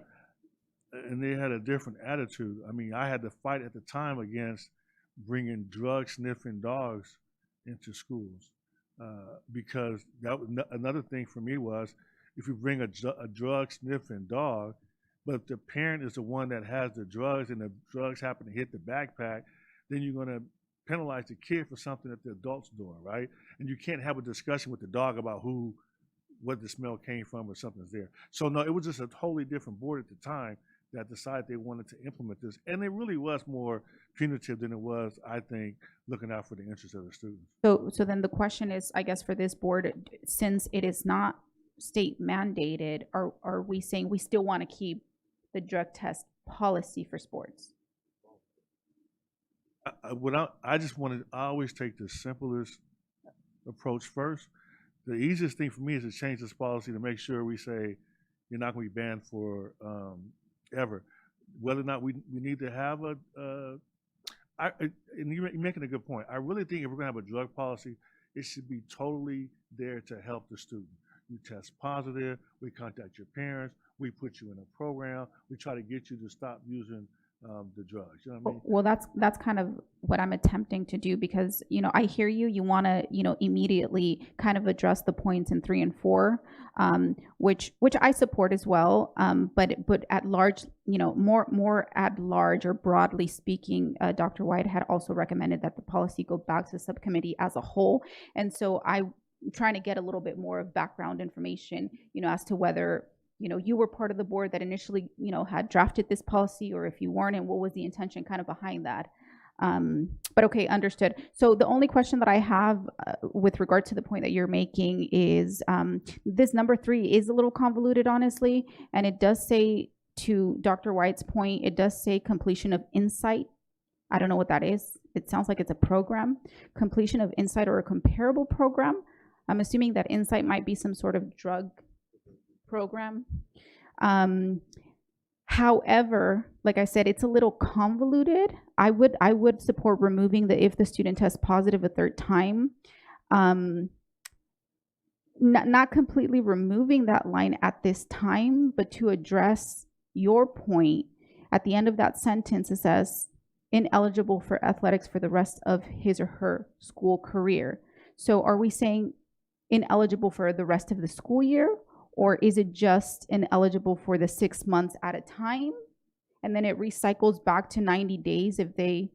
See, that's where I'm saying it's a little... Whatever you choose, I just want to make sure we eliminate. Because I'm being real practical. For the student I'm talking about, as soon as you eliminate... it can come back. Exactly. Got you. Okay, so then I would propose for that student to be able to come back for the remaining of the school year, and then have the subcommittee kind of go back and readdress the whole paragraph. And same thing with line 4. So so I'm making a motion to do that, to change that sentence, if the student tests positive their time, he or she is ineligible for athletics for the rest of that school year. And then 4 and do the same thing, please. Any student who tests positive after requesting reinstatement will be suspended from all sports for the remainder of that school year. Doesn't it say, no, it says, the part I'm concerned about is, you're going to change it to that school year. Okay. That school year, yeah. Instead of saying remainder of their high school years. Right. Okay, so then we'll change both of those sections to just that school year for now. I mean, I'm motioning for that. And then also for it to be sent to the subcommittee. Second. So we have a motion and a second. Ms. Grande? You wanted to, okay, go ahead. I approve in essence with what we're doing here, but I'm not happy with the whole tenor of the whole thing. I think we have an opportunity here to come across as something that we are going to help right from the beginning, from the first sentence, the way the whole thing is written, it's I think ineffective, and it sounds cold and uncaring, and it doesn't really address, you know, some kid that might need some mental health, that has mental health issues, and who are we? We're their biggest helper. We're the one that has to lay that out from the very first sentence. It has to be, I don't know, I'm going to say welcoming, but it has to be an opportunity to shine the light on some kid that needs drugs at 9th grade. You know, so I just say send the whole thing back to the committee and start from scratch and start simply first and build up line by line. And then when you read it, you understand it's a comprehensive thing, but it also includes those pieces that it's going to make a difference. That's all. Just send the whole thing back. Not happy with any of it. Thank you. That was part of the motion. Vote, please. Are you still good with it? I motion, Mr. Tillman second. We're making those changes right now to those two sections and then sending it to the subcommittee to be revised.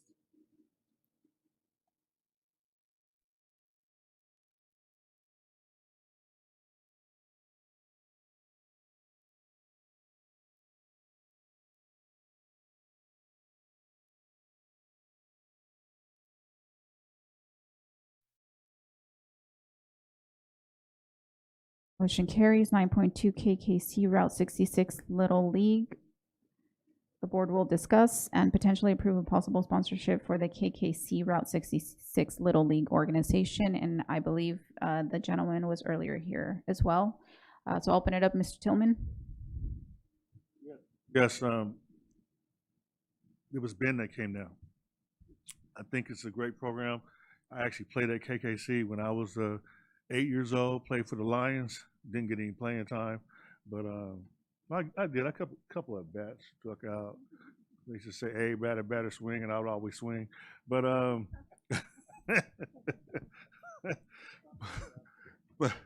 but I really think that you know, he talked about all the positive things, but just the pride in playing on a team with a uniform and you feeling like you know, you went from going from the just street ball to organized ball. It's a big deal as a youngster, you know, and it means so much. And if we can give them the funding to allow some of our students to play that whose parents can't pay the fees that are they're not big fees, but when you don't have money, even $100 or $200 is a lot of money. So I want to ask us to do the donation for $5,000 sponsorship. Ms. Medina? Yes, I even went on their Facebook page just to look at the work, and it does seem like they have been doing this for a while, and they have a good attendance, like you mentioned, the uniforms. But I did notice that they have, it's $150 that they charge. I'm curious to, and they also, in one of their posts on social media that says all players are required to participate in a fundraiser. And so I'm wondering if it was to move forward, if we can add guidelines where if you divide 5,000 with 150, that's 33 students that can benefit. And I did see some of his flyers that says it's not district sponsored or district supported. Maybe since this would be a sponsorship, that there is some mention that the school district is supporting this, and as well as making sure that we have at least 33 students from our school district participate, which would receive, and it doesn't really, if you look at the application, it doesn't really mention, it mentions that it says here, we can buy bats, balls. So I'm curious what that 150 includes. Is that the uniform, or is it just we're covering the registration? Students still have to pay on, or families still have to participate in fundraisers so they can cover maybe the uniform. So I'd like more specifics as well, what that $150 per student would be covered. And I don't mind having to, organizations go through this, but it almost feels sometimes that they could have gone through Excel, they could have gone through a different application process, but, and I get it, it's easier, just let me ask the district for the funding. And that way, it just makes it easier for them. Fair, just be Yes. fair, they couldn't go through Excel. We worked with Dr. Rodriguez, they couldn't. They couldn't go through Excel. No, and that's the reason why I asked them to bring it back as a sponsorship. Okay. They're not having a banquet, they're not having a dinner. This is just a way for us to do a sponsorship because we try to work it where they could go through EXL and we couldn't make Okay. it work. Okay. And like I said, I would support this, but I do feel like it's kind of vague in their application if it is what that 150 would cover. Like I said, in our school district, we might try to make sure students don't pay for uniforms. And so what does that 150 cover? Oh. And that if that's the case, I'm sorry. Oh, sorry. We want to cover 33 students that they would not have to, a school district that they shouldn't be able to have to participate in fundraisers in order to cover other fees such as uniforms. Just so clarification, Ms. Medina, even in our district, we pay for everything, but our own programs still do fundraisers. You never get enough money to pay for everything. I guess the fundraiser, I'm just making sure that if their uniforms are covered, then. No, you want the fee to be covered so a kid can participate without having to pay the $150. You want us to provide the money for that. I agree with that. Okay, yeah. And then, so we can have up to 33 students. Mr. Santos? Yeah, I'm only going to answer based on my experience. So all of my boys played Little League. I'm coaching the Mariners for Newmark Little League, 8 to 10 years old. So I know that the money does cover the balls, does cover the uniforms, does cover the umpires, especially as they get older. They do cover, at least, again, I'm speaking from my experience, but I'm assuming all Little Leagues have pretty much the same set of rules. And it is awesome to see those kids play. I'm not the greatest coach, so I have a couple great coaches with me that are also teachers in our district. That is awesome. I'm a real manager of my team. I think would be I'm not necessarily a coach, but again, I know that it's great for the kids.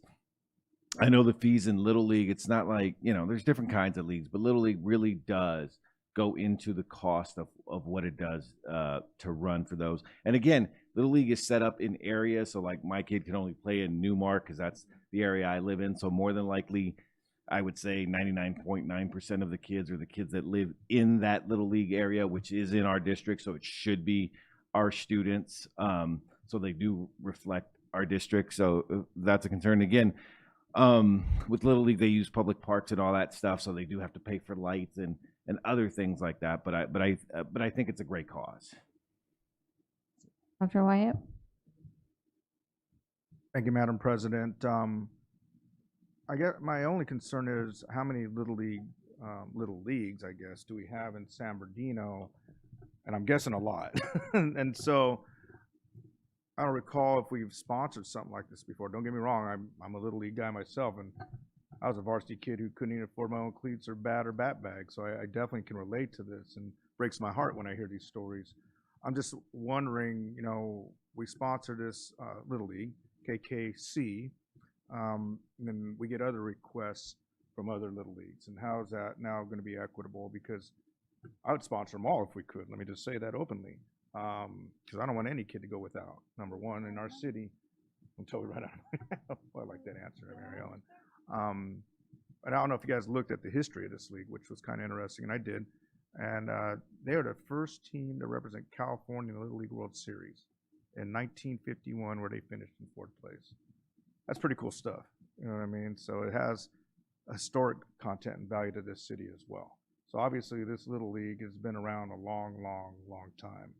So I'm excited about it. I just want to make sure, in the future, when we get such requests, how are we determining to be equitable for our Little Leagues? I love it. I'm all for it. It's just, it hits my heart at home, and I don't want to hear another Little League come up and say the same thing, another Little League come up and say the same thing, because it could happen. And I know this board, we care. We care about our students and our community more than anything. But I do like us being on there too, though. Have a little SBCUSD sponsors this league. I think that's pretty cool to give a little shout out, and maybe to encourage more of our kids to play. That's what it's about, right? And from this district to get out there and play Little League. And I'll just say this, I pitched twice in the Western Regional All-Star game for Little League as well, at Western Regionals. So I'll leave that out there. Thank you. Thank you. Ms. Medina? Oh, and one more thing, because I did see in their application, it says that, you know, which SBCU students will benefit from the net proceeds. It is students from 5 to 24 years old. That's what I'm saying. We have to be specific to make sure that it's our students. Now, I don't know if that's how you feel, but unless, you know, I know that our special education program goes to older, 5 to 24. No, well, that's what it says in their application.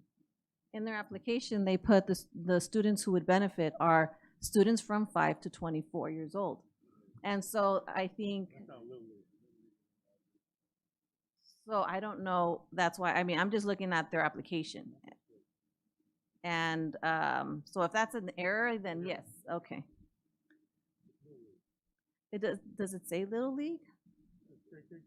Yeah, KKC, Little League, I do see it. Yeah, no, I was thinking that maybe there's a program for those that are, because I know we have students in our district that are 24 under, you know, through disability. Okay. It's on, if you look at the attachment that says sponsorship request form, it is, I believe, on, you do see it? Okay. It's on the 5th page.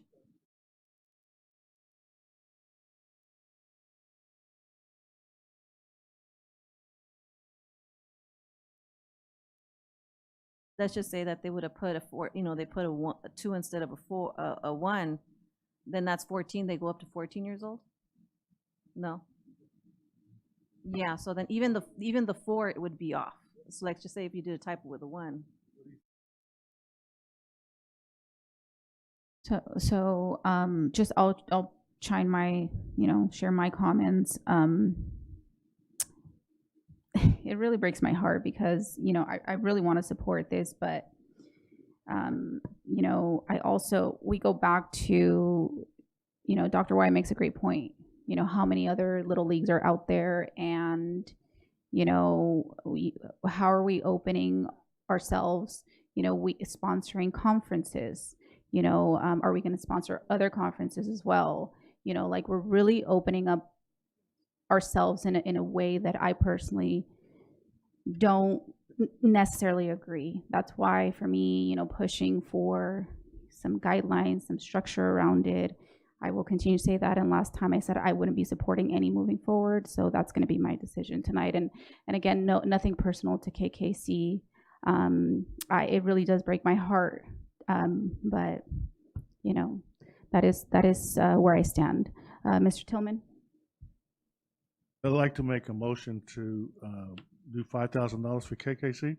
And I will say there are hundreds and hundreds of nonprofits in San Bernardino. We don't sponsor hundreds and hundreds of nonprofits. There are people that come to us, ask for support. The board makes a decision on who we're going to support. I've said that from day one. That I know sometimes we don't want to accept that responsibility, but that's the case. We're not sending out checks to hundreds of nonprofits just because they exist. The folks that come to us and request it, we consider it. Some we support, some we don't. That's not going to change. I know it seems like, you know, it's not fair because you want to give to everybody, but it's a personal thing that the board gets to decide who we support. In this case, it's easy for me. I mean, this is located on 14th and Mount Vernon. If we can have kids participate now that couldn't participate because their parents didn't have the money to do it, that's what I'm all about. So that's my motion for $5,000 for KKC. I appreciate that. So we have a motion from Mr. Tillman, a second from Mr. Santos. Vote, please.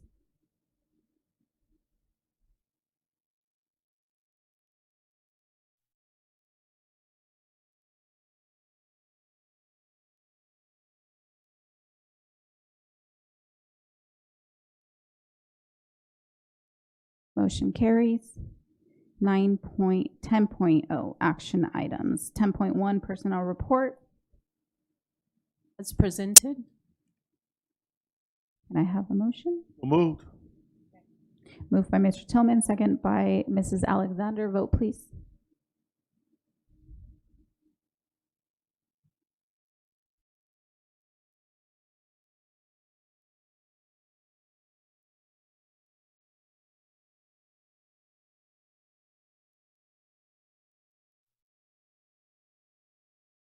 Motion carries. 10.2, approval of 2026 comprehensive school safety plans. Can I get a motion?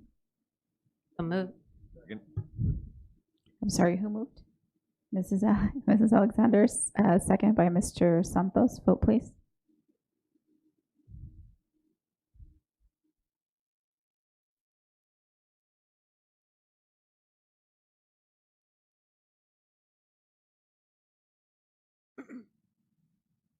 Ten point three, transfer of appropriations for the 26-27 fiscal year. Can I get a motion? So moved.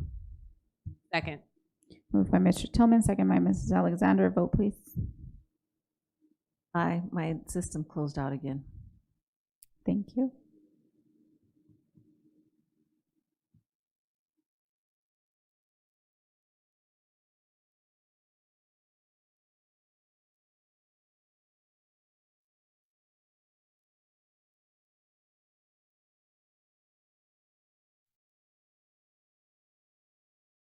Mr. Santos says aye. Did yours work? Ms. Medina also? Not. Aye. Oh, motion carries. 10.4, approval of proposed increase in salary, all management personnel. So moved. Moved by Mr. Tillman, second by Mr. Santos. Vote, please. Aye. Thank you. Yeah. Aye. Thank you.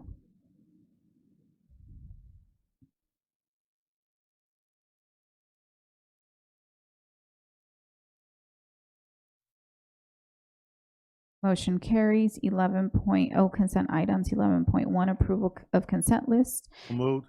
Second. Moved by Mr. Tillman, second by Ms. Medina. Are there any items to pull? Okay, vote. Aye.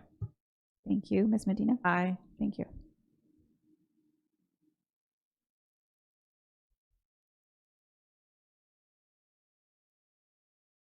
Motion carries. 12.0, reports, comments by union organizations. 12.1, San Bernardino Teachers Association. No report. California School Employees Association. No report. Community Workers of America. No report. San Bernardino School Police Officers Association. And no report. Thank you. 13.0, reports and comments. 13.1, board members. Do I have any volunteers? Ms. Grande?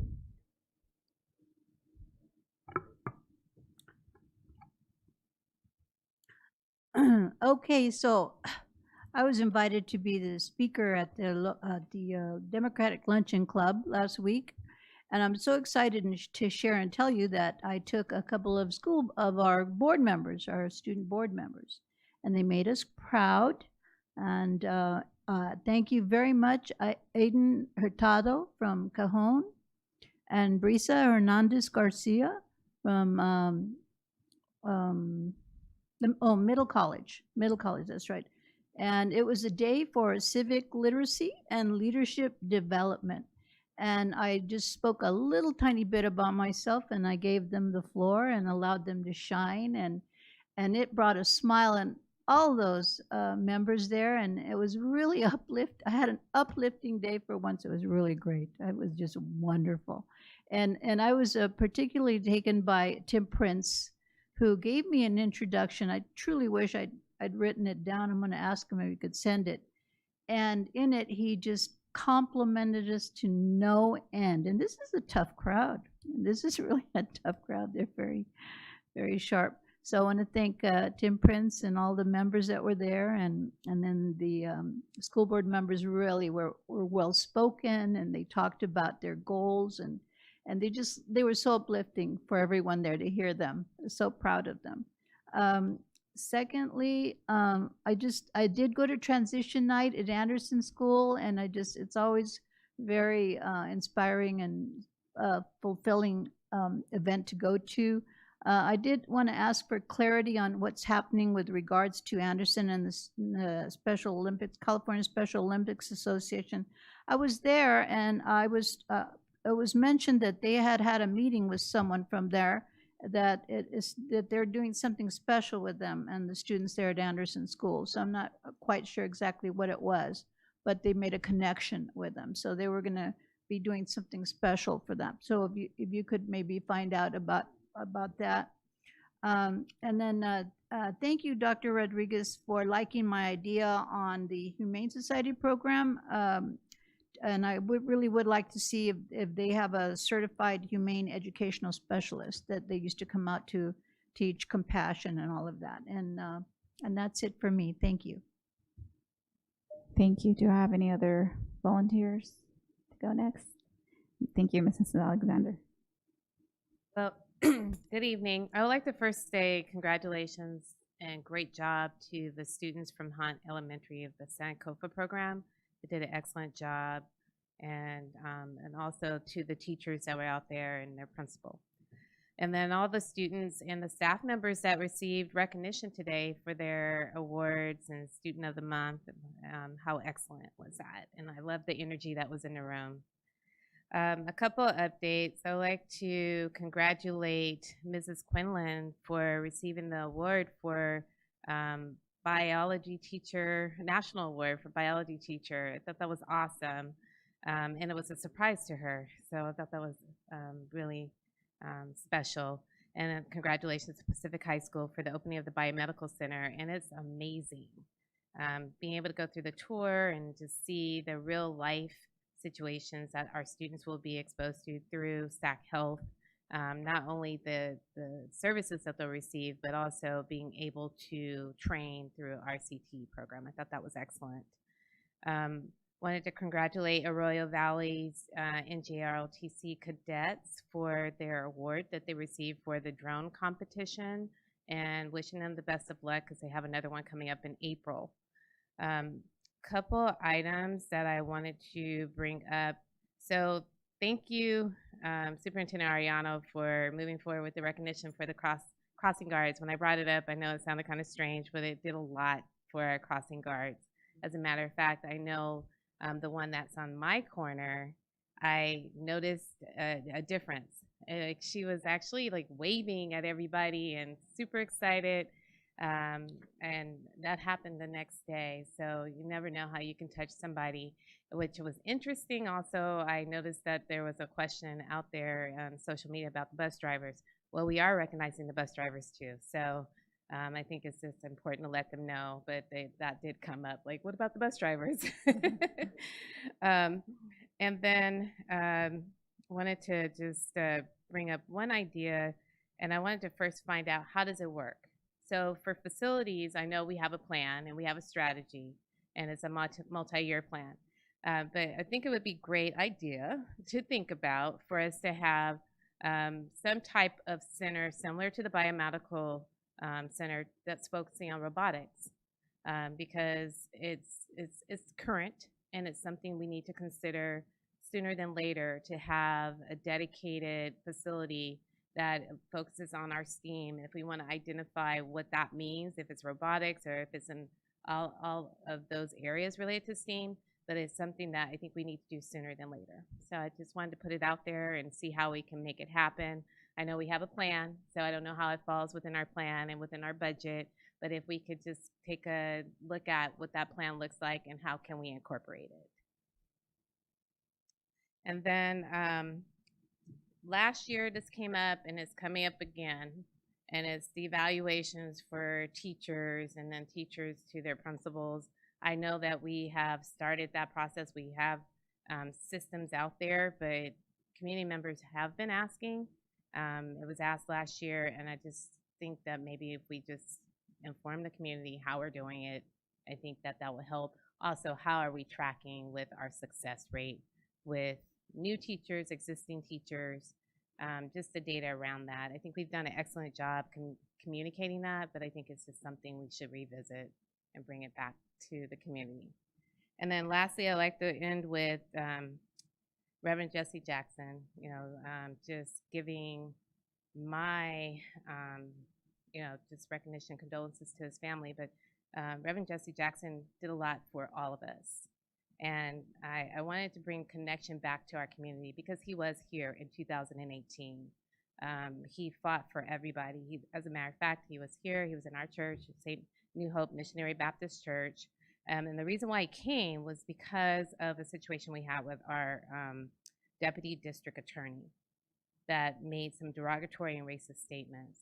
So just wanted to make sure that I connect this for all of us, because it's one thing to hear about, someone passing and civil rights activist, but to know that he came to our community, that says a lot, because he does not live locally. He did not live locally. So just wanted to bring that to the public's attention and do the connection. So that's it. Thank you. Thank you. Dr. Wyatt?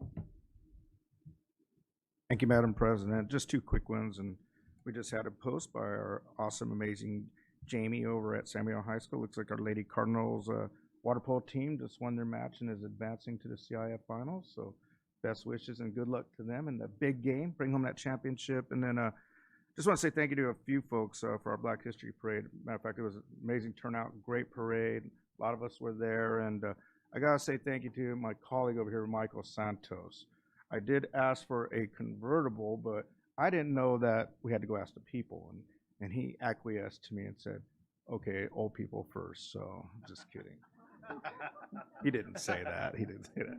But he did give me a little bit of a hard time. But there was a reason for it. I won't say what the reason is. But had a great time, and just want to say thank you to Carlos and Tina Gomez also, who had they were driving their 65 Impala, which was very cool to be in. I'll say that made me want to go buy one. Even though I won't, because I can't afford it right now, but no, just kidding. But I want one now after that. And we also went to lunch with them and some of the other car club members after. They invited us to lunch, and I thought that was quite a kind gesture to invite us to lunch, and enjoyed our time with them. Yeah, what's that? Them fools? Was it them fools? Is it? Yeah, well, there were some cool fools in that group. Let me tell you that right now. And I found out one of them was my neighbor, like a block away. So we'll be seeing them even more now. So, but the parade itself, great job to the district, to all of our folks that helped logistically put that together. You know, that was a heck of a lot of work and went off without a hitch. Yes, it did. And just a great celebration. And I saw a lot of pride in our city there.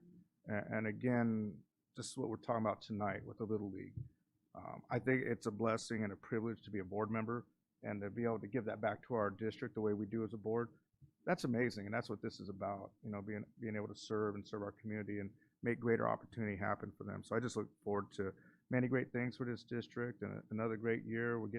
We're over the halfway point, and next you know we'll be at graduation ceremonies and sending more kids off to greater and better things. So thank you. Thank you. Any more volunteers before I start calling names? Mr. Santos.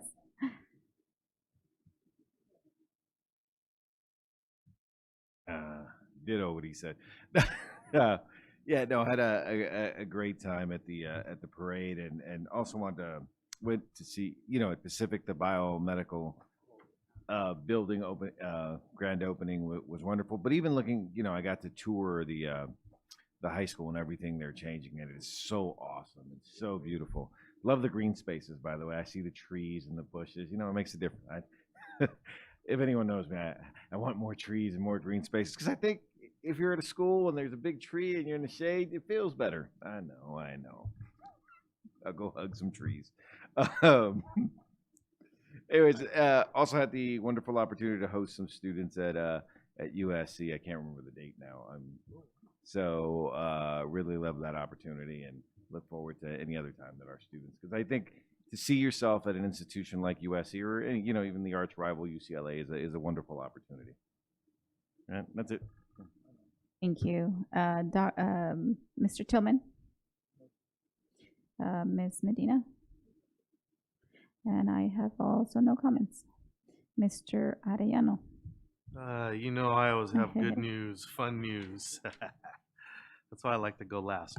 Well, first of all, fresh off the presses, I want to acknowledge 3 of our outstanding employees who just got recognized as AXA Region 12 Administrators of the Year, 2 of which will now compete for the state level award. So Joe Paulino won the Retired Administrator of the Year for Region 12, which is all of San Mateo County.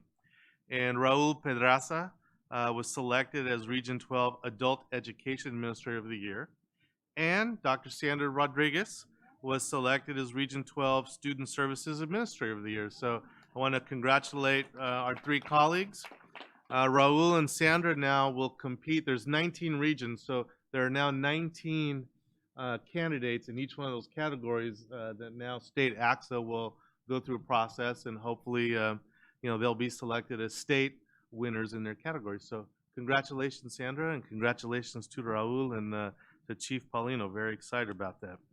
I want to thank Dr. Gwen Dowdy Rogers for coming today and providing us the frame on the historical background of Francis Grice. I think that's very important to have displayed in the front office or somewhere prominent at the center so that people in the future will understand who Francis Grice was, what her impact was to this district. And so I just want to thank Gwen for that gesture. I really appreciate that. I do want to thank Ben Salgado and all his crew who have been really working to revive KKC Little League there on 14 Mount Vernon. And I agree with Mr. Tillman. That area is a neighborhood where kids need something positive to be a part of and to participate in. So I want to thank the board for the deep conversation, but also supporting Ben and that Little League. It's sorely needed in the community. I think it's going to be a great thing for the kids and the family. So Ben, thank you for all your efforts. And I want to thank Terry Boykins and Ian Franklin for their persistence in coming to us every couple months to give us an update on how they're affecting positively the students in our community and our parents, and really happy that they got the grant to upgrade their area there because it was sorely needed. But the kids deserve our very best, and Terry and Ian, they went out and looked for that money to help our kids have a better experience. So Terry, thank you for all that. And I do want to thank Marlene, Colleen, and Kimber for their outstanding leadership. And as Myra said, President Ceballos said, for giving us information in such an easy way to digest. So thank you to the three of you. We're very proud to work alongside of you. Yeah, I'm going to touch on a couple things that I've already mentioned, but I do want to thank Carl Dameron and including us in the Black History Parade. I know he wanted me to pass on his thanks to the board and everyone in the district. We had over 50 school entries in that parade. And we often say this, right? As the school district goes, the city goes. And so Carl was very thankful for our involvement in the parade. And you see all of our folks. I know people always accuse me of just using the same picture and over again. I just always pick that car. I love that green, green stamp Impala with Neto and Nancy Carrillo's husband. So thank you guys for all of you who could come out that day and support our community. It was nice to see thousands of parents lined up on baseline for a day and all our kids. So thank you for everyone who came out. And Carl, thank you for letting us be a part of that. Next slide. And I want to thank the communications department, David, and everybody in your department. Thank you for a wonderful event that you put together to do a ribbon cutting ceremony for the biomed building at Pacific High School. I tell you, Pacific High School is going to just look outstanding once all the construction is done. Unbelievable. And I was encouraging people to go up to the Elks Club and look down at Pacific. It's an amazing view with all the new building. It just looks like a little mini college there. But it was a great event. Congratulations once again, Angela Quinlan, who was recognized as National Biomed Teacher of the Year. And I just want to thank Mayor Tran and City Council Member Ortiz, Ibarra, and Flores for being there today and being at many of our events to support our efforts. And many thanks to SAC Health for their collaboration. It's a gentleman there standing with Nally and I, and he's very excited about this relationship and how we can support not just the kids, but the kids' parents in our community. So this is good work. Next slide. And I wanted to let the board know, we have monthly county superintendent meetings, and then twice a year we have Twin County, Riverside and San Mateo County. And obviously I didn't get the memo to wear a blue suit. I'm the only one not wearing a blue suit. But I wanted to point out the gentleman standing to the lady with the pink is Colonel Arthur Athens. He was the executive director of the Admiral Stockdale School of Leadership for the Navy. and he's come and presented to our principals. He's going to be coming this summer as part of our Summer Management Institute to talk about leadership to all of our management teams. So we'll get you these dates. If you have an opportunity to come, he's an amazing speaker on leadership, and I think everyone would benefit from his keynote speak. So I'll give you that information when we get a chance. Next slide. I want to offer congratulations to Norton Elementary School, and in particular Principal Elizabeth Cochran-Benoit. We have our first California Green Ribbon School here in San Maria Unified School District, so we're really happy that San Maria City is now represented in that awards list, because I know many districts across the state have gotten some schools recognized, but they're our first. So Elizabeth, congratulations to you and your team. We're very proud of you and looking forward to I know you want to advance to a higher level of award, and we'll be there to support you along the way. Next slide. And as was mentioned, I want to give a shout out to Major Ricardo Williams and the Arroyo Valley High School aerial drone team made up of Haley Ramirez, Xochitl Flores, Jose Villalobos, Brian Ramirez, Alvarez, and Damien Nguyen for an 11th place in a competition that had 80 schools in Reno, Nevada. So this team is really coming together, and they're becoming more competitive, and they're getting into bigger competitions. I know they'll be competing in March in Fullerton, but because they've done so well, they have already been invited to the West Coast High School Championships in San Diego on April 18th and 19th. So congratulations to our cadets at Arroyo High School. Amazing how fast they've become so competitive within a year. Next slide. And I wanted to remind the board, you know, every year we have an amazing opportunity to build leadership among our parents with Consuelo Kickbush and her FLI. And I attend every time they come, and I went to this last event spring, and I know one of the requests that we had for Consuelo and our family engagement department was to increase and invite the number of African American parents to this experience. And so little by little, African American experience has been increasing. And this last time, I believe we had 7 or 8 African American parents as part of the FLI. And it's just a great opportunity. And if you hadn't had a chance to go to FLI, at least just one day, to see some of the exercises of vulnerability where parents are talking about some of their personal experiences they've had. I know in this situation we had a young lady who shared a very personal, which I won't share here, but very personal, shocking experience. But it was a way to liberate her, and the community came together and made her feel like, hey, you can get past this. So I want to thank Consuelo Kickbush for her work on developing parent leaders, and also to our family engagement, Beatriz Gonzalez. She does a great job organizing this and trying to get new parents and the diverse parents here. So very proud of the work we're doing to build the leaders within our parents. Next slide.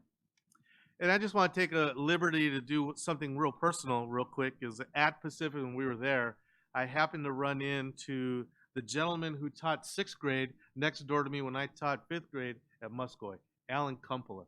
And I had not seen Alan since I left Muscoy Elementary School in 1994. It was the last time I had seen him. And he's retired now, but he substitutes for us.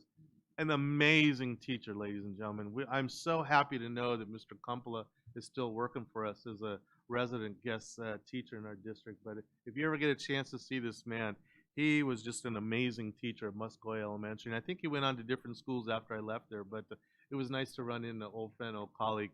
I owe a lot of my teaching success to Mr. Kumpola, who really taught me a lot. So Alan, if you're listening, it was great to run into you. Next slide. And as Mr. Santos, I want to personally thank Mr. Santos because he provided the opportunity for our students through the ETSA department to come to USC and visit the campus. So Mr. Santos, thank you for inviting our kids there. I know they had a great time. And like you said, anytime we can get our kids who truly believe that they're not imposters, that they can be there and compete like anyone else is important. So Mr. Santos, thank you for making that opportunity available. Next slide. And I wanted to share with the board, we are working on finalizing the San Maria High School Museum. If Mr. Tillman may recall, in 1983, at our 100-year centennial of the school, Brian Burke, who was a longtime teacher there, put together the first kind of archives and museum of the district. Over the years, because the school's grown, program's grown, and I know Dr. Rodriguez, when she was the principal there, took the first stab at bringing it back and trying to organize it. And I know we had Jaciel Galleros, is that his name? Jaciel Galleros, attempt to kind of work on it. But we now have a space where we're going to put together a nice, well-done museum. So Tom Pace is working on it, and this is kind of what it's going to look like. It's in that new wing as you come in on the north end of the district. So we will have someone in there putting together the 150 years of Samuel High School history in the museum. And, you know, our vision is that people will come to see that, just like they do the McDonald's Museum down the street. People should come see one of the oldest high schools in the state of California and all its history. So I want to let the board know we're almost done. Tom's Pace is almost done, and we'll have certainly some sort of ribbon cutting ceremony. And we'll invite Mr. Burke's family. His family is still very much involved and want to be involved with the museum. And we're going to name the little quad plaza outside just after Mr. Burke for all the work that he did. So very excited about this. Next slide. And that's it. Just SBCSD continues to shine. So thank you for your support. Awesome. Thank you so much. 14.0 summary of board members' requests, review of requests. Good evening. The first request comes from Mr. Tillman and President Ceballos. The request is to remove items 3 and 4 from Administrative Regulation 5131.61, drug testing, and to refer Board Policy 5131.61 to the Board Policy Subcommittee for further review and revision. The second request is from Mrs. Alexander. She requested that the board consider development of a facility similar to the existing biomedical building with a focused emphasis on STEAM and robotics programming.